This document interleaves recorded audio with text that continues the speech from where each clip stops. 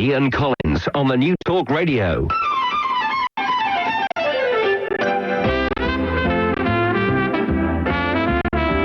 Yes, I'm sorry to disturb you, Ian, but is there any chance I can become a creature of the night? I can sing, I can dance, and I'm quite tidy. And finally, hours of conversation and a right to old giggle. And a right old giggle. I'm sorry, I'll do this all again.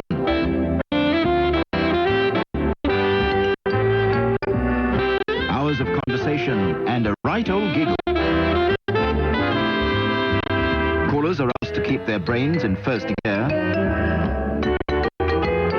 Rory Bremner loses out on another voiceover. This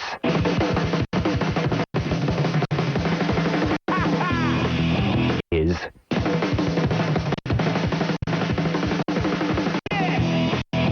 Ian Collins and the Creatures of the Night. Go ahead, London. Meine Damen und Herren, liebe Landsleute. How you doing, Alf? Hello there. I'm a dangerous man. Hello, darling. Have you got any dicks for the car park? Dicks. What? Are you a friend or an enemy? The whole world's queer except me and thee, and I have my doubts about thee. You lick my back and I'll lick yours. You're a dirty old man. You're a dirty, filthy old beast. I think you're mad. You say other people are mad. Hey, listen, what about a camera on your head? No, thank you. Here, Claire, how do you fancy a session sack? You stupid man. Cock your leg. You silly man. So, You are a silly man. Why? Are you just trying to stir old people up? a tag's a good idea, because you might get lost. Oh, good God. Oh, dear, oh, dear.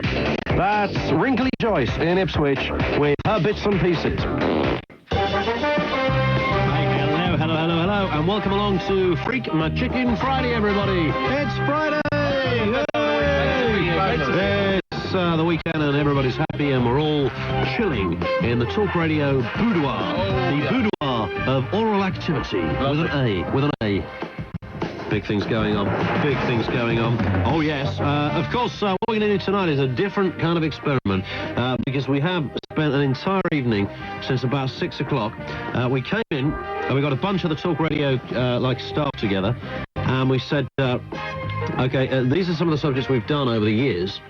And you just write a couple of your favourites down on a piece of paper. Your top 10. You sort of, The Creatures top 10. So what we've done is taken them all and put them in a big hat. And there is the hat. Ooh. And so sporadically I'm going to dip my hand in and pull out a subject. Great. Pull out a subject. So we can just see what kind of stuff people have suggested. Cool. So some of these will be subjects we've done before, other ones will be ones we've never touched. But they're going to be like Freak My Chicken Friday subjects. Yeah, they're all kind of Freak My Chicken Friday type, so because it is Friday. We're happy. On the comedy, yeah. It's a bank holiday weekend. It is. And the new Talk Radio is going to keep you rocking all the way through it. Oh, yeah. And I'm going to Reading Festival tomorrow. Pop-Up Peter's going to Reading Festival. So mentally and spiritually, I'm not here at all tonight. I'm in the fields of Reading. You're in the fields of Reading. In my with tent. Cows, poop and everything. In my multicoloured tent. Ladies and gentlemen, Urban Eddie is with us tonight. Urban Eddie is here. Morning. On this wonderful Friday.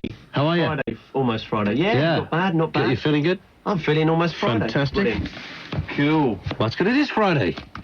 Of course. Everybody's happy on a Friday. Exactly. End of the week, weekend. End of the week, weekend. We've got emails. already. Don't send any emails tonight. It's broken. All the computers The are system is broken. Do not email us. It's broken. Because we won't get it until, Tuesday morning now. Don't bother. So the whole thing is stuffed. So we don't go to anybody. Robert Isham, who must have emailed yesterday, said, how did you find out the information about Elton John shaving his pubic hair? You do realise if you made this up, he could sue you. What are you, some kind of lawyer there, Robert?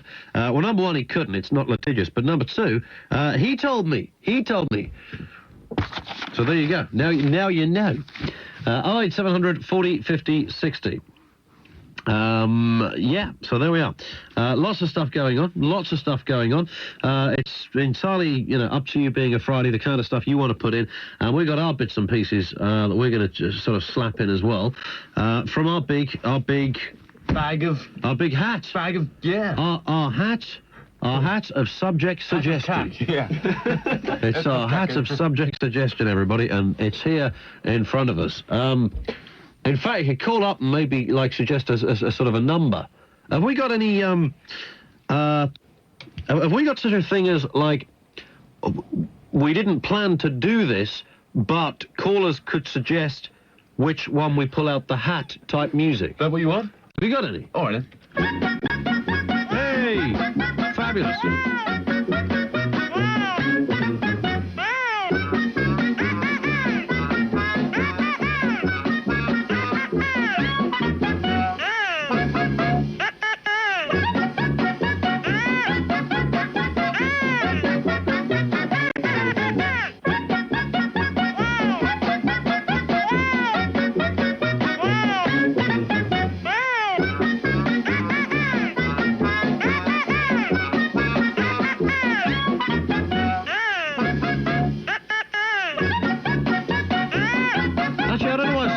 Subjects haven't got any numbers on them. Well, couldn't we like number the... No, we couldn't, could we? They're in here like raffle tickets, you know? So someone can't say to me, pick out number 16, because I put my hand in the hat. I don't know what number 16 is, it's rolled up in a ball of paper. Oh, well, all right then. So what can I do? You can just, pick one out. Shall I pick one out? Just pick one out, just at random. Just at random. Just at See random. what you can find in that. See what I can find. Yeah, that's the best idea. In that hat of mine. Yeah, Big black hat. Okay, I think we've got to pick a couple out to get things rolling. Okay. Yeah, would that be Cool. right? Yeah. Okay, we'll do that in just a second, all right? We'll dip into the hat, but in the meantime, because it's a Friday, I have pleasure in telling you the Jerky Boys are on. Jerky Boys a bit later on. It's a special, isn't it? It's a special. I think it's a Friday special. That's it. Unbelievable. Danny Wallace is in Edinburgh. Comedy God. Comedy God Danny Wallace reporting for the Edinburgh Festival. Perrier Award detail is coming up as well with Danny. That's later on in the show. Bundles and bundles of other stuff. We'll talk Big Daddy the movie. It's not about a wrestler. It's a new Adam Sandler film, which I saw today. Right. I don't know when it's out. Probably very soon. We'll discuss that and a bunch of other things as well. But if you want to suggest anything yourself, then do so. It's 08700 40 50 60. Lines are open, and in a second, we'll go to our hat of subject suggestion. If you want to meet someone, but the idea of being fixed up leaves you feeling broken down, you should call the Talk Radio Matchmaker. It's simply the best way to meet someone you're really compatible with. After all, your friends can only introduce you to people they know, while the Talk Radio Matchmaker finds your most compatible match from thousands of Matchmaker members. Register for free now on 0808 100 1089 and let the Talk Radio Matchmaker widen your social circle. That's 0808 100 1089. Hulett Shearer, manager, player. Who should win? That's the Alan Brazil Show, only on the new Talk Radio, your station for sport, news and views. You're listening to the new Talk Radio For sports, news and views. on 1053, 1089 AM medium wave.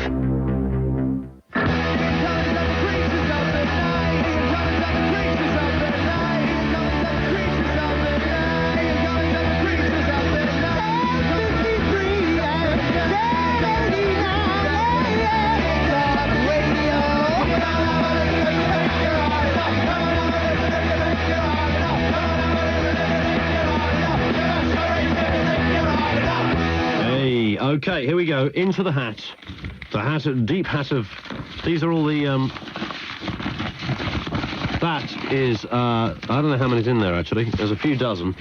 And let's just pull one out. Bit of a rustle, go on. I don't know, it's an Anna Rabin suggestion, everybody. It's an Anna Rabin suggestion. Sounds good. Oh, yeah, I remember doing this one. We did this one ages and ages ago. Fading stars and jobs you've seen them doing now. Yeah. Fading stars and jobs you've seen them doing now. Everybody always quotes that, like Jeffrey from Rainbow That's got just a what I was going to say. job in a Too predictable. supermarket or something. You know, that's quite a known one. But there's got to be others. But you must have seen them doing it. That's preferable. That would be preferable. So, fading stars and jobs you've seen them doing now. And that one's from Anna. Recommendation from Anna herself. Recommendation from Anna Rabin herself, everybody. Which is always good news. If you have a story, such a story, 08700 40 50 60, fading stars and jobs you've seen them doing. Now, I'm trying to think if there's any... I mean, there's a sort of... In the States, there's the little guy from Different Strokes. The little kid who's sort of midget type affair. Yep. Doing his security in a shopping mall of some description. Oh, I thought he was making number plates or something in prison. I thought he'd been put away. Where do you get your stories from? That's why you call it Urban Eddie. One of them been put away. One of them died. The girl died. She died A couple of weeks ago. Yeah, which is pretty tragic. See, I thought And one of them did do a bit of time. Yeah. In the pokey. But little Gary Coleman's name is. He's had a couple of altercations with folk. I think somebody asked him for his autograph and he whooped him one, I think. Bit him on the kneecaps, did he? But I don't know how you get a job as a security guard when you're like 4 foot tall. Yeah. I'm sorry, there comes a point when you have to say, well, yes, we are going to be, we're going to discriminate on a height basis here. Our security guard is like, what, 7 foot? Towering. Towering fella, that's the right 7 word. foot wide, I think. Yeah. Tall, yeah. Huge, man. Oh, his height is even more phenomenal. And what about Pete Bill? Isn't he supposed to be doing a bit of security guarding lately? Yeah, I heard that. From EastEnders. Anybody seen Pete Bill doing a gig somewhere? Because he never... Well, it's not surprising he never got a gig after EastEnders. I think he was the worst ever actor. Do you think in so? That soap. Oh, this wooded. All right, this sis. wooded. Oh. How's it going? That was brilliant about Pete Bill. He walked in, he'd have his own little tankard. He did, didn't he? Always in the Queen Brigade, his own... If I go to my local and Well, a lot of people do, don't they? have their own tank. Don't they do that anymore? Do they? Yeah, regulars do. The old men go in there and they like their old... I'll only drink it out of a jug. Yeah, that's it. Plenty of that going on. So, fading stars and jobs you've seen them doing now. That's the first one. Right, let's get another one. Try and get another subject. These are ones that were suggested. We just kind of listed a load of stuff here. This is from... What was that? Tim, our sales director. Oh, Tim. Oh, Tim, yeah. I only spoke to him recently. Yeah, sales director of the entire the Talk Radio group. We don't get to see salespeople often, do we? No, And, this is from Tim. We did today. We did tonight. Indeed. Stuff you found in a car that you purchased. Stuff you found. Like in the boot or behind the seat or wherever. Yeah. Stuff you found in a car that you purchased. Somebody must have found a huge pile of cash. Cabbies, you get cabbies calling and saying what people have left, won't you now? Yeah, but that's like a different one, isn't it? I mean, that's like a lost property thing, you know? Yeah, that's true. But I mean, if you bought a second-hand car and you whipped the seat out or the glove compartment or something and you could not believe... Oh, there was that story. Valuable or otherwise, what you found in there. There was a story of those police auctions. They auction off the old police cars. Yeah. Someone found about 7 or 8 9mm bullets in the car. That's an urban myth. No, that's true. That's an urban myth. That was on the news. That's an urban myth, I tell you. No, that's true. So from Tim, our sales director, stuff you found when you purchased a second-hand vehicle. Tim got a bit of a tail to go with his No tail at all. Right. I wish he had. Too much to expect. He wouldn't, but he's a sales. He wouldn't have a second-hand car, would he? I mean, it's, brand spankers, that lot. Okay. 08700 40 50 60, that's the number. 08700 40 50 60, which is fabulous. What do we got here? Should we just chuck another one in? Do one more. One more? Let's chuck another one in. In fact, do you want to pick one, Urban? Pick one out. Okay, hang on. Here we go. What about that one? That'll do. Cool. Thank you very much indeed. Interesting. This... Who's it from? Who is Gene? Forgot anybody who works here called Gene? Isn't that the cleaner? No, the cleaner's a Spanish guy, isn't he? Who the hell's Gene? Jean. Anyone know a Gene? No, doesn't she? I know she works on reception, I think. Does she? Yeah, I think so. She's that little one on reception in the daytime that we never see because we're always here at night time. Because we... Oh, that's Jean. I think so. Oh, right, yeah. Is that Gene? Yeah. I think so. I think so. You sure that's Gene? Yeah. Yeah, I'm sure. So what's her thing? Well, I can read it, actually. Bit saucy. It's just nothing but an old sauce pot. Go on. Nothing more than an old sauce pot. I've heard that about Jean, actually. You've heard it about her? You sure? Is it the same one? I don't know. Because Jean's a lesbian, if I'm thinking of the right one. Are you sure? So she looks quite... She looks... Well, I'm sorry. I mean, some people look like lesbians. I can't change that to suit. I wasn't going to say anything, but... Some people do. I'm sure Jean is the... Yeah. Is that the one? I don't know. Could be. Is that the one? The one who works... Yeah. I'll find out. If it's the reception one, then I think you might I'll definitely find out for you. Anyway, the subject from Jean on the reception is, have you ever stayed somewhere overnight that you were never supposed to? Like in a department store? Great stuff. Yeah. Yeah? Have you ever stayed somewhere overnight that you weren't supposed to, like, for example, in a department store? Department store, up a tree, in a lift. Well, in a lift is the obvious one, isn't it? But someone's got to call in and say, when I was 7, I stayed at my mate's house. Wasn't supposed to. Yeah. We don't want that. Yeah, none of those stuff. I mean, we're not talking about unusual places you slept. No. I mean, that's easy. Up a tree? What are you talking about, up a tree? Well, you never know. Could have gone, I don't know. I stayed up a tree, didn't I? Yeah, of course you did, yeah. I am the archetypal tree warrior. At your German fest. In my German fest, indeed. Ever stayed somewhere overnight that you weren't supposed to? So it's kind of, I guess it's sort of on the lines of getting locked in somewhere overnight. More than just kind of staying. Someone must have been locked in school or must, stayed in school overnight. Someone must have done that. Yeah, I'd have thought so. But we'd like some staggering, ball-breaking stories on this one. So let's just run over we've pulled out 3 there. We're going to pull out some more in just a second. To start off with, we have fading stars or celebs and jobs you've seen them doing now. Number 1. That's number 1. Number 2 is stuff you found in a second-hand car that you purchased. Number 2. That's number 2. And number 3 is, have you ever stayed somewhere or been, like, locked in somewhere overnight? For example, a department store. Yeah. All right, they're the first 3 to be going on with. We're going to take a pause and we're going to hit the phone. On top of all that, of course, we need your subjects, your suggestions, and whatever else you want to sling in. 08700 40 50 60. Do not email us. It's completely stuffed. The email system is not working in any shape or form, so just fax us 0541 59 69 79. If you want to meet someone, but the idea of being fixed up leaves you feeling broken down, you should call the Talk Radio Matchmaker. It's simply the best way to meet someone you're really compatible with. After all, your friends can only introduce you to people they know, while the Talk Radio Matchmaker finds your most compatible match from thousands of Matchmaker members.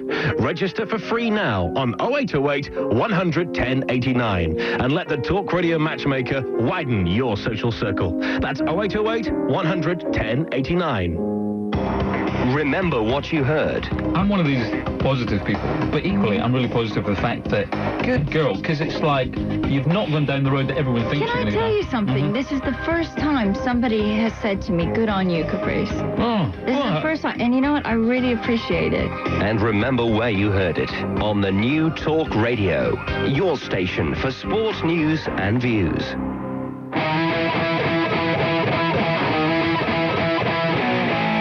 Ian Collins et les créateurs de la nuit. Ian Collins et les créateurs de la nuit. You've got to hand it to the guys on the breakfast show. We left them this little task.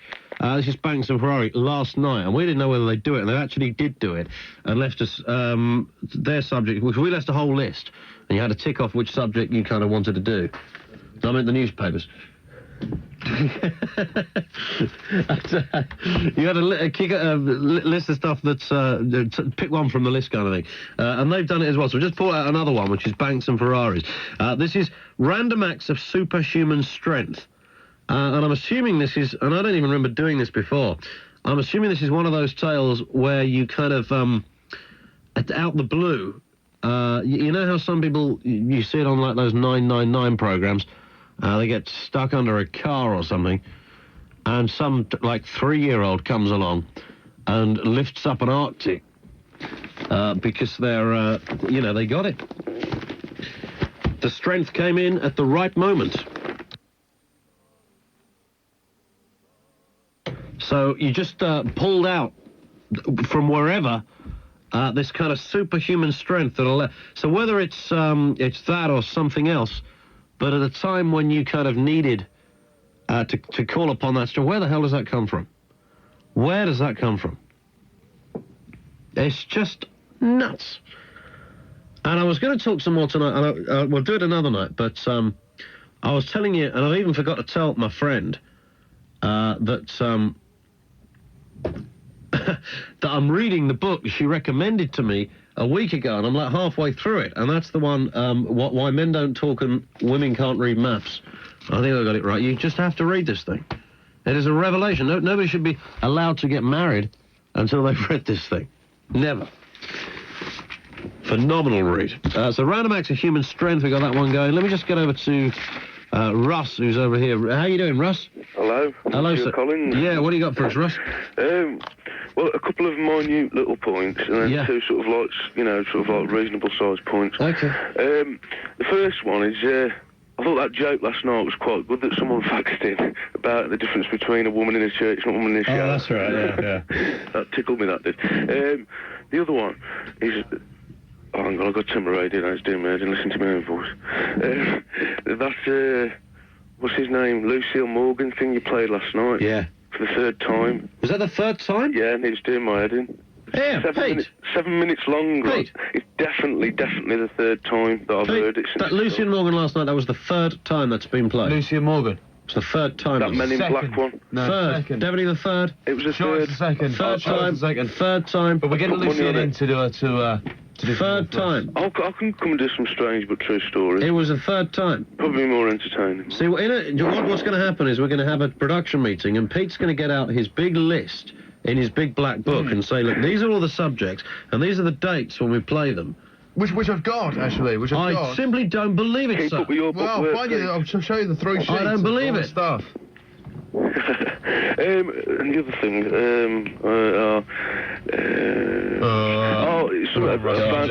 found in a car. I actually Partexed my van. You remember my van I was at that time I rang up and we were changing the engine? Yeah. I Partexed that for another car, which from a garage. Anyway, this garage. The car was got that many different faults with it, electrical faults and lights not working.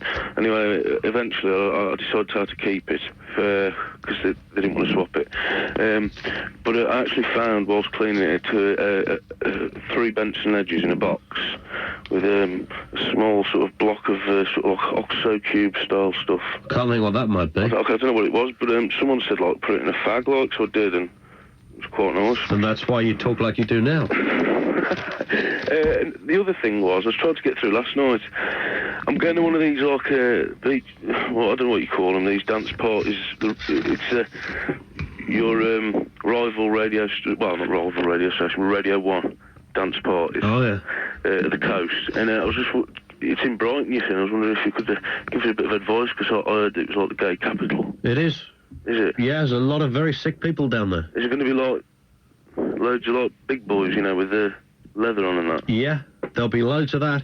Oh, no. And if Crispy Boyles gets down there, there'll be even more of it. Oh, no, he won't be there, will he? Oh, well, I don't know, but it's What if he Brighton, does you know, jump on and the we've beach? never been convinced that Crispy travels on the same bus as most normal people, so maybe he is gay. He might drop a load on the beach. He might beach himself on the beach. Who knows, Russ? All right, mate. Good on you, Russ. Cheers for that, mate. Take it easy. 10 up, 08700 40 50 60. Fabulous Baker Boys say, Ian Pop-Up and crowd, why does Terry Nutkins hate Sunraiser prune juice? Because all the seals are tamper-proof. Bum, bum, bum, bum. Gastronomically yours, Fabulous Baker Boys. P.S. How about another stab at the caller roulette and buzzwords? Yeah, buzzwords are always good. And that's where you phone us up. We could do that tonight if anybody's... If anybody wants to. And the idea is you ring up and you just, like, give me a word or a phrase, and we try and kind of make a really interesting subject out of it that people might... Yeah, we won't do the rhetoric roulette was the other one, where people actually just called up with sort of our subjects versus theirs, and then we decided which one's got the most response. I think we won it, actually. I think we won it. You know, who is the more interesting, the caller or the host? That was the sort of deal. But on this, you just ring up like with, you know, a word or a phrase, you know, a golf ball, notice board. Why would I have said notice board? Might as well have said clock or microphone. This is somebody else who hails from Coventry Way, and it's Paul, none other than Paul. Hello, Paul. Hello there. Hi. How you doing, all right? All right, yeah. Great, thanks. Is that it? Sorry, yeah, okay. All right. Basically, Mickey Ginn and Dave Bennett, two guys that used to play for Coventry City. Indeed, yeah. Played in the 1987 famous Cup Cup final where final, Coventry won. the famous one, yeah. The famous because... City's first trophy for 100 years, may I say. And the last one and as the well, last, my the son. very last, yeah. Basically, Dave Bennett went to prison not long after. Is that right? It is. It was a crime that they even got there, wasn't it? So maybe that's a why. crime. Yeah. He's now playing football for a pub side in Nuneaton. Not a chance. Called the Pig and Whistle. Oh, what? You know, playing with the sort of players that drink 20 pints the night before and just play to break people's legs. That's the lad. What's all that? Mickey Ginn, he's a postman in Coventry. Is that a fact? Yep, he's a postman. This is only just over 10 years ago. It was That's right. It was 87, wasn't it? You don't forget them. They weren't paid that much money, were they? No, So, that's true. Not like today. David Beckham could play for 2 weeks and retire. Of course he could. Of course he could. Oh, that's so sad. It's good. That's so sad. But hey, you never know, Paul. They might be happy. Perhaps they are. But of course they're bloody not. Good on you, Paul. No problem. Thanks a lot. Ta-da. 08700 40 50 60. Some of the ones up and running so far. Random acts of strength. When just out the blue, you just suddenly got some strength. Just suddenly got some strength, and you don't know where it came from or why. Locked in, some of you were locked in like overnight, so it could be a department store sort of story or wherever. You bought a second-hand car, guess what you found in it? Under the back seat, in the glove compartment, whatever. You having trouble out there, Pete? Yeah, can we just let our audience into a little secret? Yeah, a little secret here, right? It's not really Friday. Oh, you mean people actually phone up and say that? Oh, God, all these people calling me saying it's not really Friday, you know? Oh, no, well, why would you... I mean, even if we had made a mistake, why would you still want to call? It's like... Logging my lines up, they are. There's two ways to get you... There's people still ringing. That was half an hour ago. Well, yeah. Loads of them. I should have known better, because it always happens when say... The reason is because normally our last one of the week is a Friday, and we're not on tomorrow, so we're doing tonight as if it were a Friday, which is when you do the sort of fun and the frivolous stuff. So that's why we said it was Friday. It was a gag. Was never supposed to break your balls laughing. That's not the point. It was just like, hey, let's pretend it's Friday. And everybody gets so serious and phones us up and says, it's not Friday. It's like one thing I've noticed, the first thing that ever staggered me when I first had a gig in radio was like getting the time wrong once. And I think we melted the British Telecom switchboard. People go absolutely mad about it, don't they? Hey, you said it was 2:10, and it's 1:10. Yeah, all right. And I tell you, about 3 hours the phones didn't stop, you know? Oh, it's just bizarre. It doesn't matter. So yeah, all right, it's not really Friday, okay? It's Wednesday. Definitely Wednesday. Right, what's this? This is from Marie. Hello, Marie. Yeah, hang on, I'll read through that and see. This is from, Marie. Thank you very much. We sat out tonight and we ate the chocolate fingers you sent us, which were fabulous. Ian and the Creatures, I hope you remember us. How can I forget the Bangkok Beaver Patrol? We used to fax regularly, and just wanted to let you know that we still listen to the show when we're in England and not eating beaver with our Bangkok babes in Thailand. Please, can you read out our venues where we're playing this week? Certainly can. 28th, that's this Saturday the 28th. Kirk Hallam Club, Ilkeston, in Derby. Kirk Hallam Club, Ilkeston in Derby. This is the Bangkok Beaver Patrol. Okay, top outfit, I'm telling you. Top, the high-tech duo. The number one high-tech duo you ever want to see. So the Kirk Hallam Club in Ilkeston in Derby, if you're in that neck of the woods, get along. On the Sunday, the Shirebrook Hall, which, of course, as anybody would know, is in Chesterfield. Shirebrook Hall, everybody, this Sunday, Chesterfield, get along there. The Bangkok Beaver Patrol, the number one high-tech duo, are playing. Then on Monday, it's the Calverton Club. It's in Nottinghamshire. The Calverton Club, Nottinghamshire. So there you go, guys. And I hope they're all good uns. 08700 40 50 60. Ray is over here. Hello, Ray. Hello, Ray. Hello, mate. How are you? You're not bad yourself? Yeah, not bad. A bit tired. I'm just sitting out inside my house at the moment. Outside? Outside my house, yeah, on my mobile. I'm a cab driver. Oh, right, got you, yeah. EastEnders. All right, remember when he first started out, the black geezer Tony used to do the painting and decorating? Of course I do, yeah, that's right. Yeah. Was he Michelle Gale's dad? No, he was He was I can't remember who he was. I do remember him anyway, yeah. You remember, yeah, big fella, yeah? That's right, big lad, yeah. Yeah, he's actually a cab driver. Is he really? He's actually a black cab driver, yeah. Good God. He's a face out of the airport, so there's a little bit of info. So he's like, do you know if he was already doing that as well in the sort of Fred Housego department? You know, was he already doing that gig before he went off to other things? Yeah. Before he went on EastEnders, he's actually a cabbie. But he's, see, there's a few London cabbies that are actors, aren't there? Yeah, there's a few ex-footballers as well, Ian, to be honest with you. I didn't know that, Ray. Yeah, professional footballers, yeah. There's a few of them in the... But I know every now and again there's... who was the guy? Do you remember that series? I think it was called 7 Up, and then they called it 14 Up, and then 21 Up, which followed kids every 7 years. Did you ever see that? No, not for me. It's only been going 38 years, actually, Ray. You might have missed it. I don't know. Anyway, they go back every 7 years and follow these people. And one of them, I'm sure, was a little guy who was an actor as well as a cabbie. And he did a few bits and pieces. And there's a guy that pops up every now and again on... he was on Sky... Right. Doing something or other. And he also... Jewish guy, he also did a thing with Jackie Mason on the telly. And he's a London cabbie as well. So, yeah, they're all over... I think Brian Connolly's old man's a London cabbie too. Yeah, I think, you're right there as well. Yeah, I think he is, yeah. Right. All over the place. So it's a job to do, though, isn't it? If you're going to... I mean, if it's the kind of job you're in, if you're ever going to go into anything else and it went bad, you've always got that. Always got your badge. If you exactly. up or whatever, you can always go back to it. Not a bad little net, really. Go and do the knowledge, and you can fall back on it. I don't know, I fancy some of that sometimes. I'll tell you, you can go and do a real job then. Exactly. Find out what real work's like. Oh, right. Nice one, Ray. See you later. See you later. 10 up, 08700 40 50 60. Famous London cabbies all over the place. All over the place. What's this? This is Gavin, who's in Hull. Gavin will be in Hull, of course. Gavin. Hello. Hello. Right, you wanted stories on funny places to sleep? No, we didn't ask for that at all, but if you've got one, great. I have indeed. Well, anyway, I sneaked into my girlfriend's house the way you do. Yeah. And it was quite a bad night. You sneaked into your girl. Why didn't you just... Oh, it was a few years back when we shouldn't be doing things like that. Right, so anyway, it was quite a bad night, thunder and lightning. Yeah. Her dad was away, and Mum decided she was scared. And thought, well, I'll go and sleep with my daughter tonight. So I ended up underneath the bed. No way. Yes. With Mum and daughter? On top of the bed. On top? You're joking. No, and it wasn't very comfy, I can tell you that. It's the last time I ever tried anything like that in my life. Oh, you can do without that kind of life, you know. And another thing, they have surveys about everything these days. Yeah, it's always a survey. Have they done a survey yet about people on mobile phones on the toilet? On the toilet? Yes.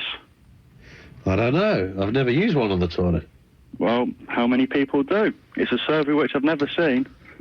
To be honest, I have gone for a wee while holding a cordless phone, you know, ordinary cordless. Yeah. Well, that would count, I suppose. It's an interesting thing. But I couldn't sit on a toilet and speak to somebody while doing that. Couldn't you? Sorry, not in a million years. Not in a million years. All right, Gav, thanks very much. 08700 40 50 60. Bundles of things going on. Lots of people listening tonight who don't normally listen.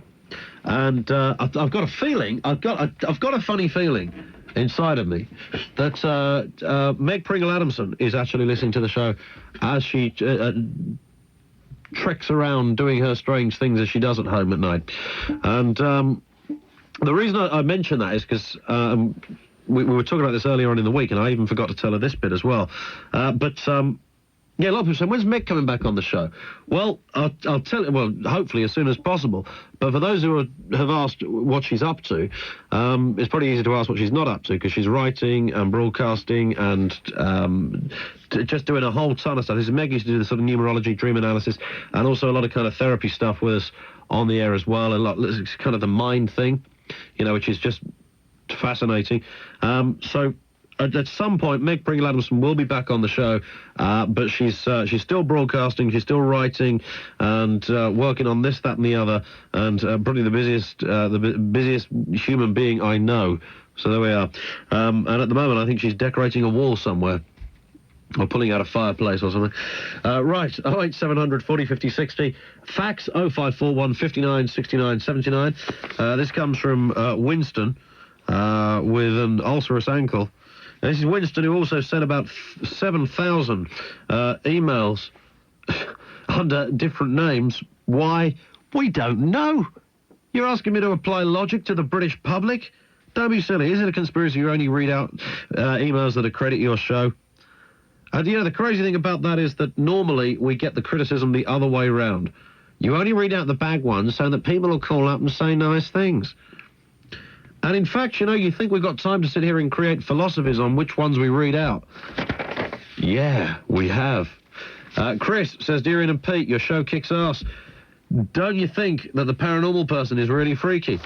He is. He said, I get my GCSE results today and I'm scared stiff. Don't you think that it's strange that when you're all nervous, all your muscles tense up, but your bowels relax?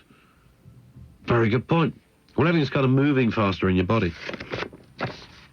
Are we banning calls yet? What are we doing, Pete? Are we banning calls? Oh, well, I really do seriously think there should be a banning calls night. What? Just a is it Missed the Point night? It's not even Missed the Point night, I'm afraid. It's full moon night, I think. Well, I think it was a full moon the last couple of nights. I don't know if it still is. Full of crackers out there. Crackers. They're all men. Oh, nah. That's a shame, actually. It is.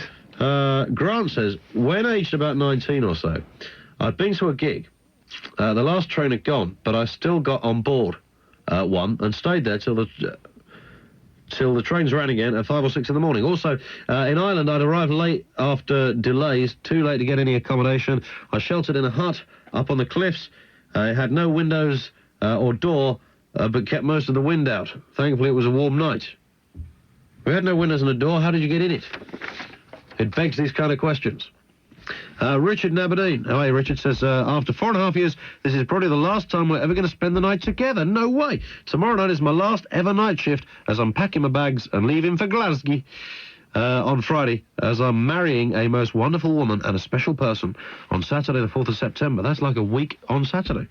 So farewell, Ian, Pete, Mike Miff, Roger Madge, Reverend Alan Blizzard, Powder Puff, Sexy Sarah, etc.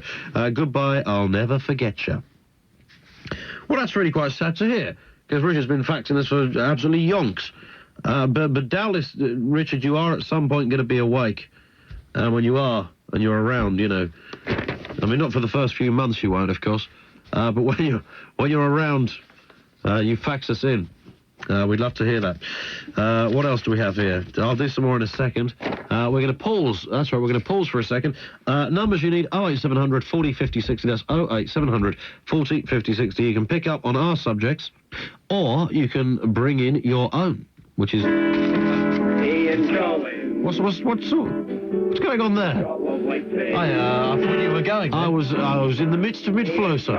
So keep that going, that's all right. Or you can bring in your own, which we don't have a lot of hope for, really, do we? Not as yet. Not as yet, no. And we'll do some other stuff. And might even look at the papers again. I mean, twice we've done that. Fabulous. That's all right. Outrageous. You're so middle-sized, you in between it, you're definitely not certain. Talk Radio's Matchmaker is fast becoming the best way for Talk Radio singles to meet new people. You can enroll in Talk Radio's Matchmaker free of charge on 0808 100 1089. Simply tell us the kind of person you'd most like to meet. Then let the MatchLink system go to work seeking out your most compatible matches. We'll only match you with other singles that share your interests and are looking for someone just like you. Call Talk Radio's Matchmaker today and let us help you find your perfect match. 0808 100 1089. Introducing from Australia, Dan Presser of the Sunraysia Natural Beverage Company. You may have been to Paris and you may have been to Rome, but have you been down under? It's a long, long way from home. Yet you all know Aussie Sunshine and you all know Aussie Sport. And now Australian Sunraysia Prune Juice will soon be arriving at the port. So if your lifestyle is important, please put Sunraysia to the test. From Australia, clean and green, Sunraysia's the one that will impress. So when you do your weekly shopping, it's only natural to declare, I want my Sunraysia Prune Juice. So on the shelf, please be there. But if you cannot find Sunraysia, please be patient for a while, because your favourite supermarket we'll soon have Sunraysia prune juice in the aisle. You can now find Sunraysia prune juice in the fruit juice aisle of Morrison's stores. 5 pence of your purchase price of Sunraysia 250 millilitre prune juice is donated to the Cancer Research Campaign to support their vital cancer research and education. Tonight from 10 on The James Whale Show. Okay, tonight on the show, we won't be linking up with America. There won't be all those American ads, but we will be talking about Merkins. I wonder if you know what they are. The UK's biggest late-night talk show, James Whale, is only on the new Talk Radio. Weeknights from 10.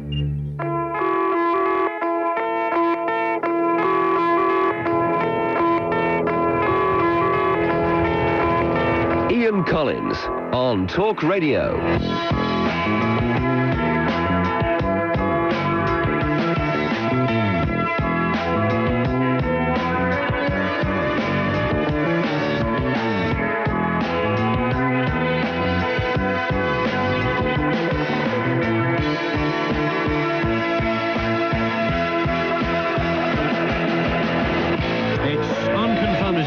Adam Sandler, the comedian and actor, will be on the show in a couple of weeks' time. I went to see like a preview sort of thing of his new film, which is called Big Daddy. And it's got, yeah, all right, fair news, it's got a slight kind of Yankee-fied, cheesy plot.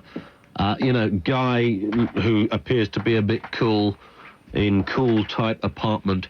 Oh, yeah. Girlfriend leaves him. Couple of hours later, 5-year-old boy turns up on his doorstep. Yeah. Hey, kid, you can't live here. But I got nowhere else to go. Hey, no, you can't live here, kid. We take you down to social services tomorrow. It's all of that. And then, of course, he likes the kid, and they have good fun together. But you can't kind of help but enjoy it, because it's really quite good. Mm. Oh, you've ruined it for me now. I know what happens at the end. No, you don't. No, you wouldn't guess. There's a lot of things. There's a lots of radical twist. Lots of New York-type tomfoolery goes off between now and then. It's got some nice little elements to it, and the kids will love it. You're at a different film premiere every night these days. I'm all over the show. I'm going to see another one tomorrow. I'm going to see another one tomorrow. It's an Antonio Banderas one. What the heck's it called? Because he's going to be on, isn't he? Yeah, and hopefully he's on as well. Oh, and I think Melanie Griffiths as well is going on. Oh, blimey. Oh, I love it. We've got a whole list of people coming on this show. They queue up to get on this thing. Yeah. So the film's called Big Daddy. It'll be released in, I'm assuming if we saw it, or if I saw it today, there'll be a premiere in a week or so, and then it'll be out. I wish I had that info, but yeah, it's called Big Daddy. It's Adam Sandler, and you must watch for the great cameo by Steve Buscemi, who is one of the finest actors the world ever gave us. It's Mr. Pink. He's the best. It's Mr. Pink. And he's fantastic, and he just kind of pops up when you don't expect him. Oh, that Desperado scene? Yep. Can't help but that's one of the best films The opening scene for Desperado. Brilliant. Where Steve Buscemi walks in a pub and tells a gag. And it is just like the most magnetic, compelling scene, almost the most magnetic, compelling scene. It's just fabulously acted, and that's the man. He's in it, and lots of other folk, and it's good fun. It's a fun, harmless film. That's Big Daddy, so fingers crossed he'll be on. Is that Gina? Hello, yeah. Hello, Gina in Manchester. Manchester. What do you got for us? Oh, yeah, I've seen a fading star, fading badly. Who is that? Who is that? Billy, do you remember Bread? Of course I do. Do you remember Billy with the big mole? Yeah, Billy, yeah. Yeah, he's playing, he's being a DJ in a club in Manchester, but that doesn't sound too bad, does it? Well, that sounds really, because some club Quite DJs cool, can earn, a few quid. But this is one of, like a little downstairs club where, they play ABBA and... Really? Like that. Yeah, and he's sat there in the corner smoking and drinking his pint and doing requests and everything. Oh, what? And I just fell in because I was just a bit drunk, it's not this... Don't go out alone. Yeah. Walking past, heard this music and thought, ooh, who's playing that? And ended up downstairs and there was a curly fella with a big mole on his lip, and it was him. Yeah, because it's sort of curly-ish hair, didn't it? Yeah. Billy from Bread? Yeah, Billy from Bread, I don't believe this. So, he's done really well for himself. Billy from Bread. It's amazing, some of the ones that kind of, it's a bit like, who's that couple of old jokers, at Robson and Jerome, one of them went on and did great things, and the other one just seemed to, although I think the other one's back now, having said that. But Badger or something now, isn't he? Yeah. Animal rights person. That's right, yeah. Yeah, well, that's Billy from Bread, DJing, playing ABBA tracks in a Mancunian club. Mm-hmm. Thank you, Gina. All right. Take care. Turn up 08700 40 50 60. Let's bring a new one in here. This comes from the lovely, the gorgeous Hannah from The Breakfast Show. We like Hannah, don't we? Hannah, yeah. What's she got for us? What's she got for us? This is, I remember doing this one. I can't remember if I got loads of calls on it. Yeah. This was a while ago. This was a long while ago. This subject's called The Vet Killed My Pet. The vet killed my pet, right? You took a perfectly good animal down to the vet's, bit of a checkup, came out dead. Or shall we say badly injured. Yeah, I hate it when that happens. It's just the worst. When it's alive, come out dead. Yeah, I mean, you know, the thing's got something seriously wrong with it. That's fine. No problem with that. But if the thing was, you know damn well, it just wasn't that bad. You went in for a cough, came out in a coffin. See, what do you do? Very good. Very good, Eddie. Way, very good, Eddie. Love it. So, what do you do about those kind of situations? How are you supposed to... Sue him, I suppose. Yeah, but how do you prove that? I mean, we did have... One of the cases we had, actually, we did get some odd calls on this. I think it was a woman and her cat, and it was really quite a sad story, because it was a usual sort of family pet, and... I think we worked out, or we established, that unless you have an autopsy, which most people just don't think, you don't think of having an autopsy on a hamster. No. But you just get a gut feeling that, I mean, how many, you're not telling me in the history of veterinary practice that a vet has never dropped a hamster or a guinea pig. Ever. Of course they have. They must have done somewhere. Must have dropped one. Just accidentally. And then they lied and they said, it was really ill and it was gonna die. We had to put it down, yeah. That's right, yeah. Misery. And now it's been incinerated. Because that's what they're doing, all the dogs. What could you say? I mean, you could say, my hamster died under suspicious circumstances. Yeah. Who would you get? Like the coroner to come down and give it, cut See, it what there must be a lot of sort of real odd, untapped legal areas here, because how do you prove that level of loss? Mm. And that's, often the kind of battle legally you have on your hand is to... Because it's not tangible. There's no offence of murder against an animal. You could maybe argue cruelty, but who's going to believe that a vet was deliberately cruel? Yeah. Nobody at all. So how do you measure the loss you suffered? It's difficult. Because some people treat their dogs and cats like actual children, don't they?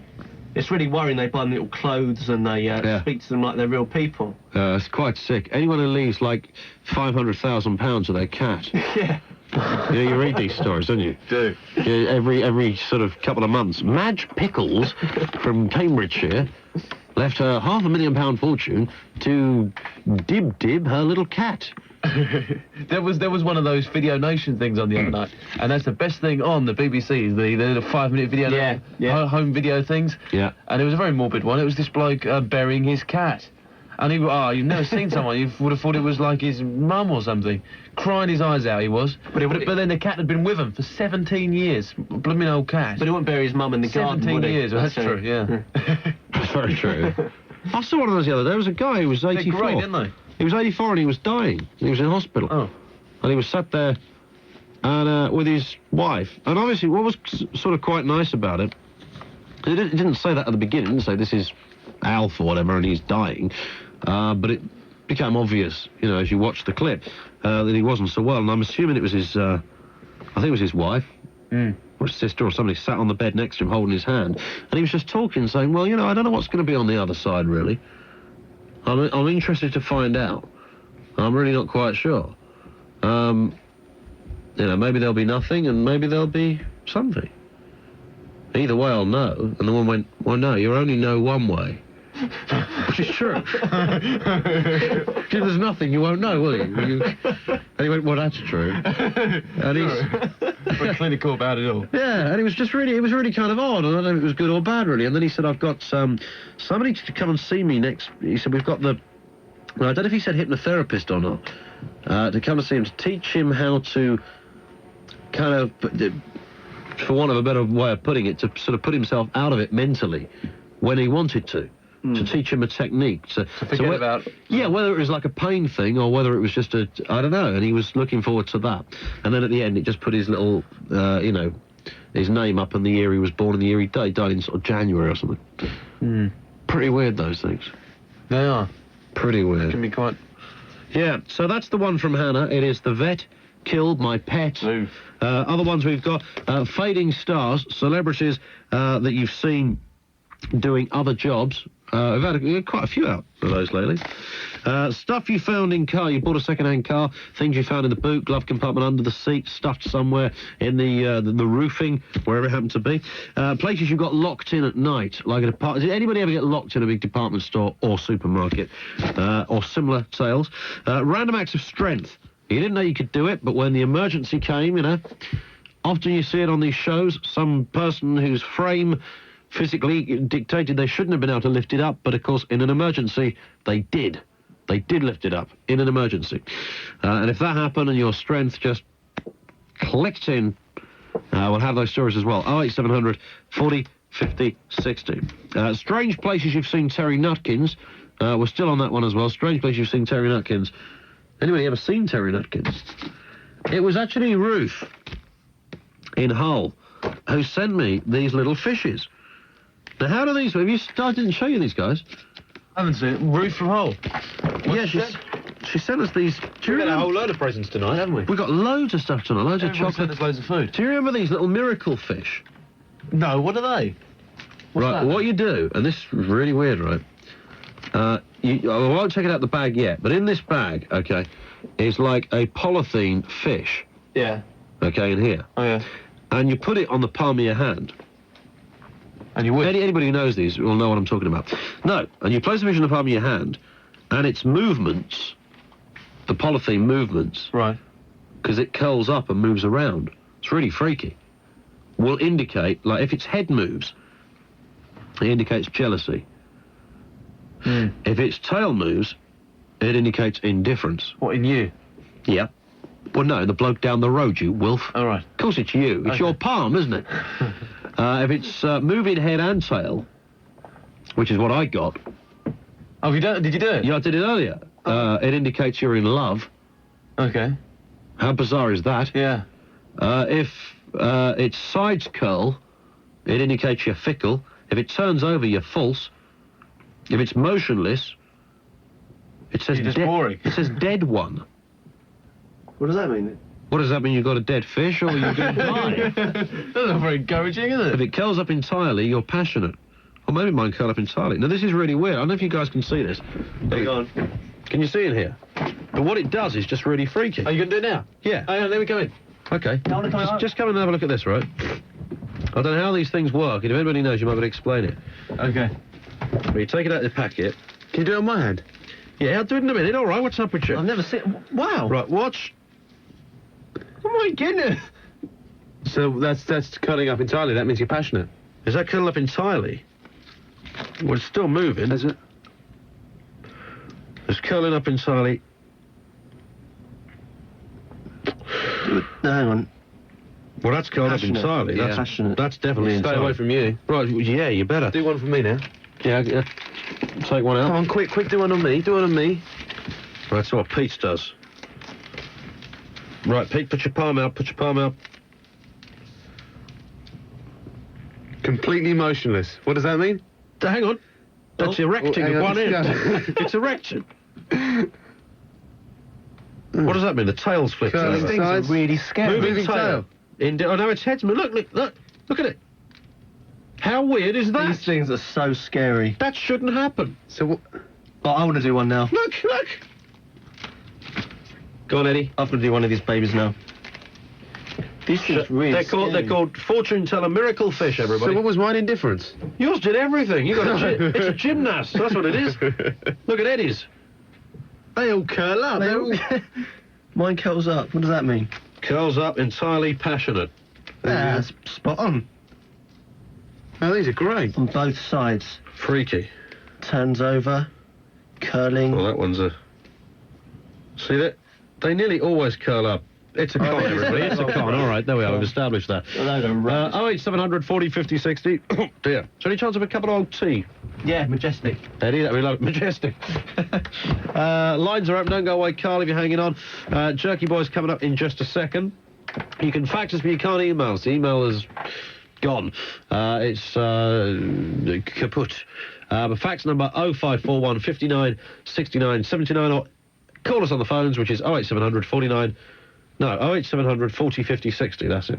Right now, everybody, you love them, we love them, always by special request. We do it any way they are. The Jerky Boys. Clap your hands, stomp your feet, the Jerky Boys beat. You want it, come get it, come on baby, just hop with it. Have a seat, a plug, a piece of bubble gum. Clap your hands, make some noise, come on baby, it's the Jerky Boys.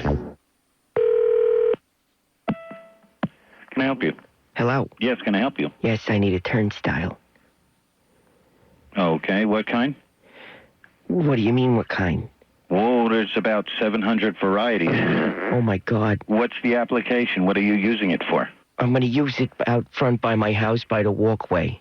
You're going to use it in front of your house? Yes. By the walkway? Yes. Okay, and what is the purpose of the turnstile?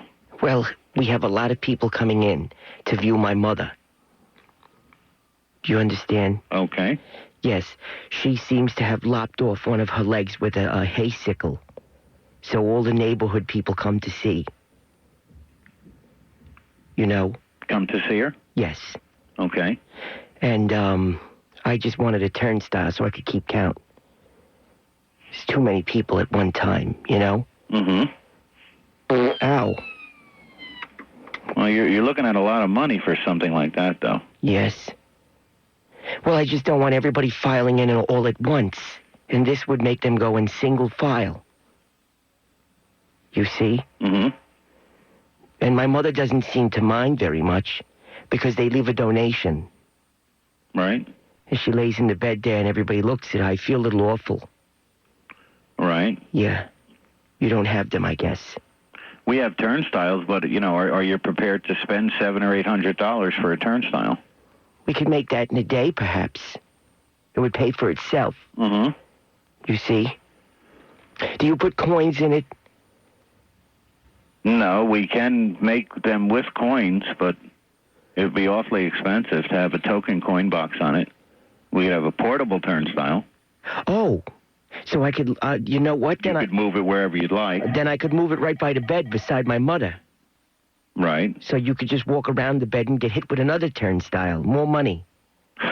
You see? Yeah, well, somebody would have to be there, you know, collecting the money. Well, my mother would hold a cup. I would give her a cup. Right. You see? Right. You know, we still keep the leg in the house, too, so other people could look at what could happen if you play with a hay sickle. You know? What's your address and phone number? My address? Right, so we can send you a picture and a price. I live at 26 West Street. And I'm speaking with? Saul, I said. Saul Rosenberg. Okay. And my mother's name is Gimpy. You know?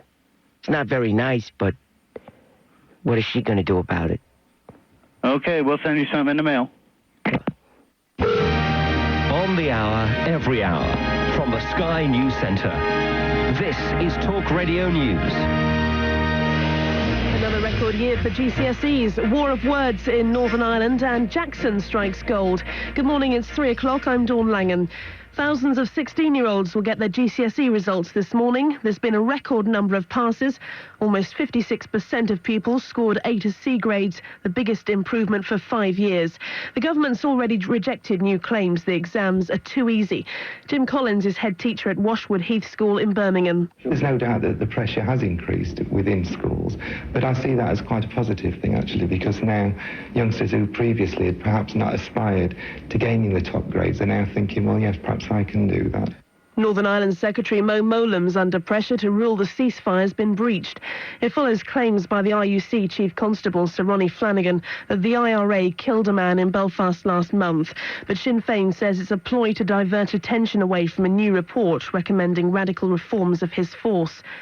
The name of the new Metropolitan Police Commissioner is expected to be announced later.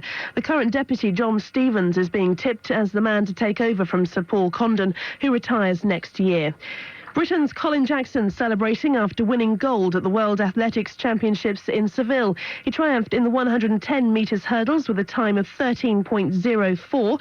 Jackson says he had to be at his best, even with two of his great rivals out of the race. No, it didn't stop being close at all. You know, unfortunately for us, World Championships always brings the best out of the others as well as the two champions, so that makes it a bit more exciting. Rangers and Chelsea have joined Manchester United and Arsenal in the first group stage of the European Champions League.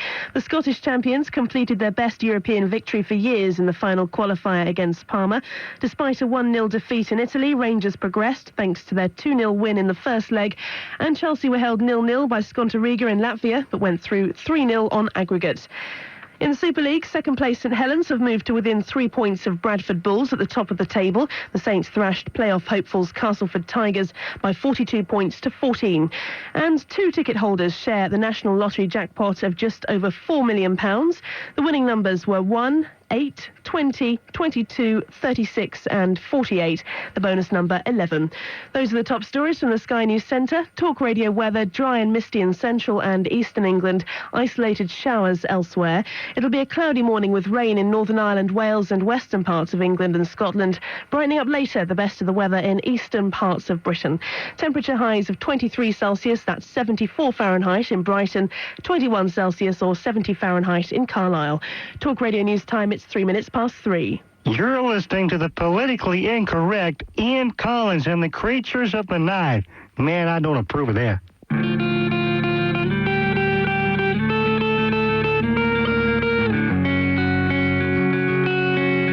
It's obvious why you mentioned it, because all your little listeners there in little childish radio land were waiting for their... Including you? Yes, waiting for their little, I'm doing this through your letterbox. Well, you and rang they were up all to waiting for it, and you had to say, well, I've gone down on my knees, prostrated myself like the D-bar wretch I am. The wretched man. You're not screamers? Not yet. What would you like to say?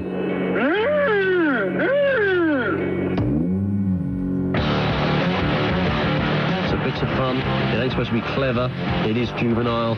It's unashamedly schoolboy, but it's just a bit of a giggle. Snogged any boys? Oh, crumbs.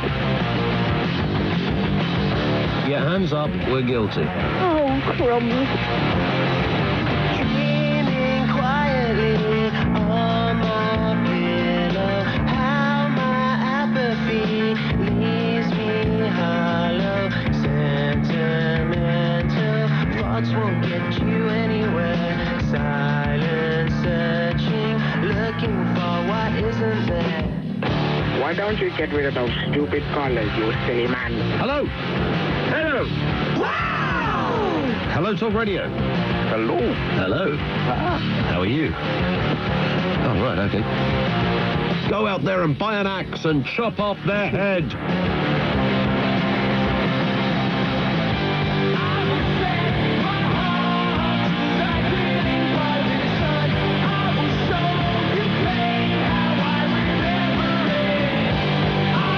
Ian Collins on Talk Radio. Voice of the common man. Voice of the common man. Voice of the common man. Isn't that bizarre? I decided we're not going to take any more calls because everybody is nuts out there. Everybody is absolutely nuts. So I'm going to talk about my life for the next couple of hours. We can have a nice cosy night. I can, believe me, if you think I've got to worry about filling a couple of hours, don't. Grant says, Dear Ian, reference my recent facts. The hut in Ireland had windows with no glass, all right, and a doorway with no door. And that's how. I was also shut in a classroom by a caretaker once. I was there for detention, but the teacher didn't show. I escaped out of the window and down the drain pipe. Oh, that's the worst thing in the world. Hello, says Lee the cabbie. As your screening system allowed a caller onto air that had the front to mention the 1987 Cup final, I think it's only right that I use your programme for an appeal for information. What, like, how did Tottenham manage to spend about 3 days at the top? Does anyone remember a bloke called Alan Shearer? I believe he used to play football. Can anyone tell me what he's doing now? Yeah, he's working, he's probably working here, actually. If he's sport, he's probably got a gig here somewhere. Probably doing 4 till 7, yeah. Yeah, he'll be around somewhere. I'm sure he'll be on the show at some point. Yeah, good reason. Al says, I bet Pop-Up Pete will not be in a hurry to bring a flatmate into the studio again. We'll learn more about Pop-Up Pete, the Viagra producer, so-called because he can pop up any time, anywhere. But we enjoy the sausage-munching, spit-dribbling urchin. But we enjoy the sausage-munching, spit-dribbling urchin. Sorry, Pete, but your flatmate painted a radio picture that really tickled me. I hope you all enjoy your bank holiday. Yeah, we found out that Pete dribbles in his sleep. Oh, no. Did you like Holly? You're a bit of a dribbler. Did you like Holly, E? She was nice. She was very nice. She was really, really nice. Really nice girl. Nice girl. Did you fancy her? No, not really. No. Okay. Just wondered. Well, no, I suppose I did, actually. It's worth a thought, isn't Pretty it? fanciable, isn't she? She is fanciable, yeah. She's very pretty in the true sense. In an of ugly word. sort of way. No, Is that what you're about to say? No, not How at all. dare you? I thought she was gorgeous. Very pretty in a kind of orthodox way. Yeah. If you know what I mean. But very nice. She was actually. She was a very, very attractive young lady. Do you know, we went back to the flat and had, like, sex for all Did you? day long, yeah. I can't believe that. I'm sorry. She was just- I have no belief in that statement It's true, whatsoever. It's true. Passionate. You and Holly? Yeah. No. Yeah, true. Not a chance. All over me. Not a chance. Because, yeah, it's very true. She'd rather go out with a poodle than you, although there are similarities. Do you remember the American singer Tiffany? Yeah, I Think We're Alone Now. She had 3 #1 hits in the US and a #1 album worldwide. Well, she now works in McDonald's in America, in Los Angeles. And she does not work in McDonald's. That's an urban myth if ever I heard one. Eddie proportions. I was going to tell that one later. Stole my thunder. Tiffany works in McDonald's. She's the one that Watson did a cover of, didn't they? What, Breakfast at Tiffany's?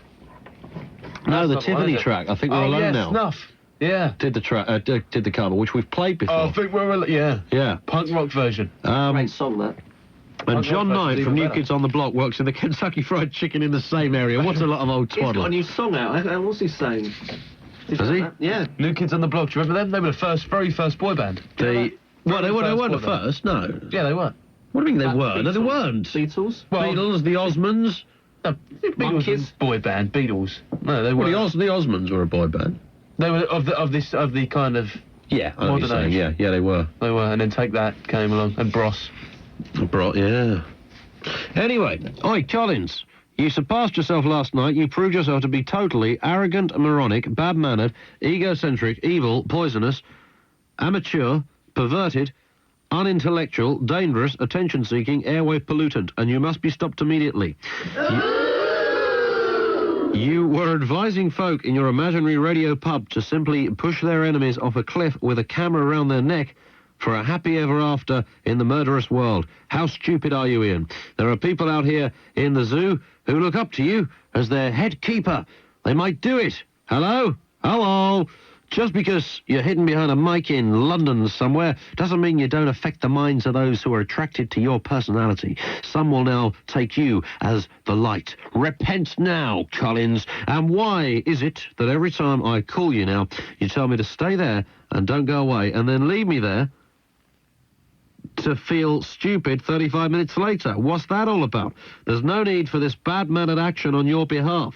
However, I know you are not worthy of being my voice, and I am a common man, so drop the dictatorship. I think that's from...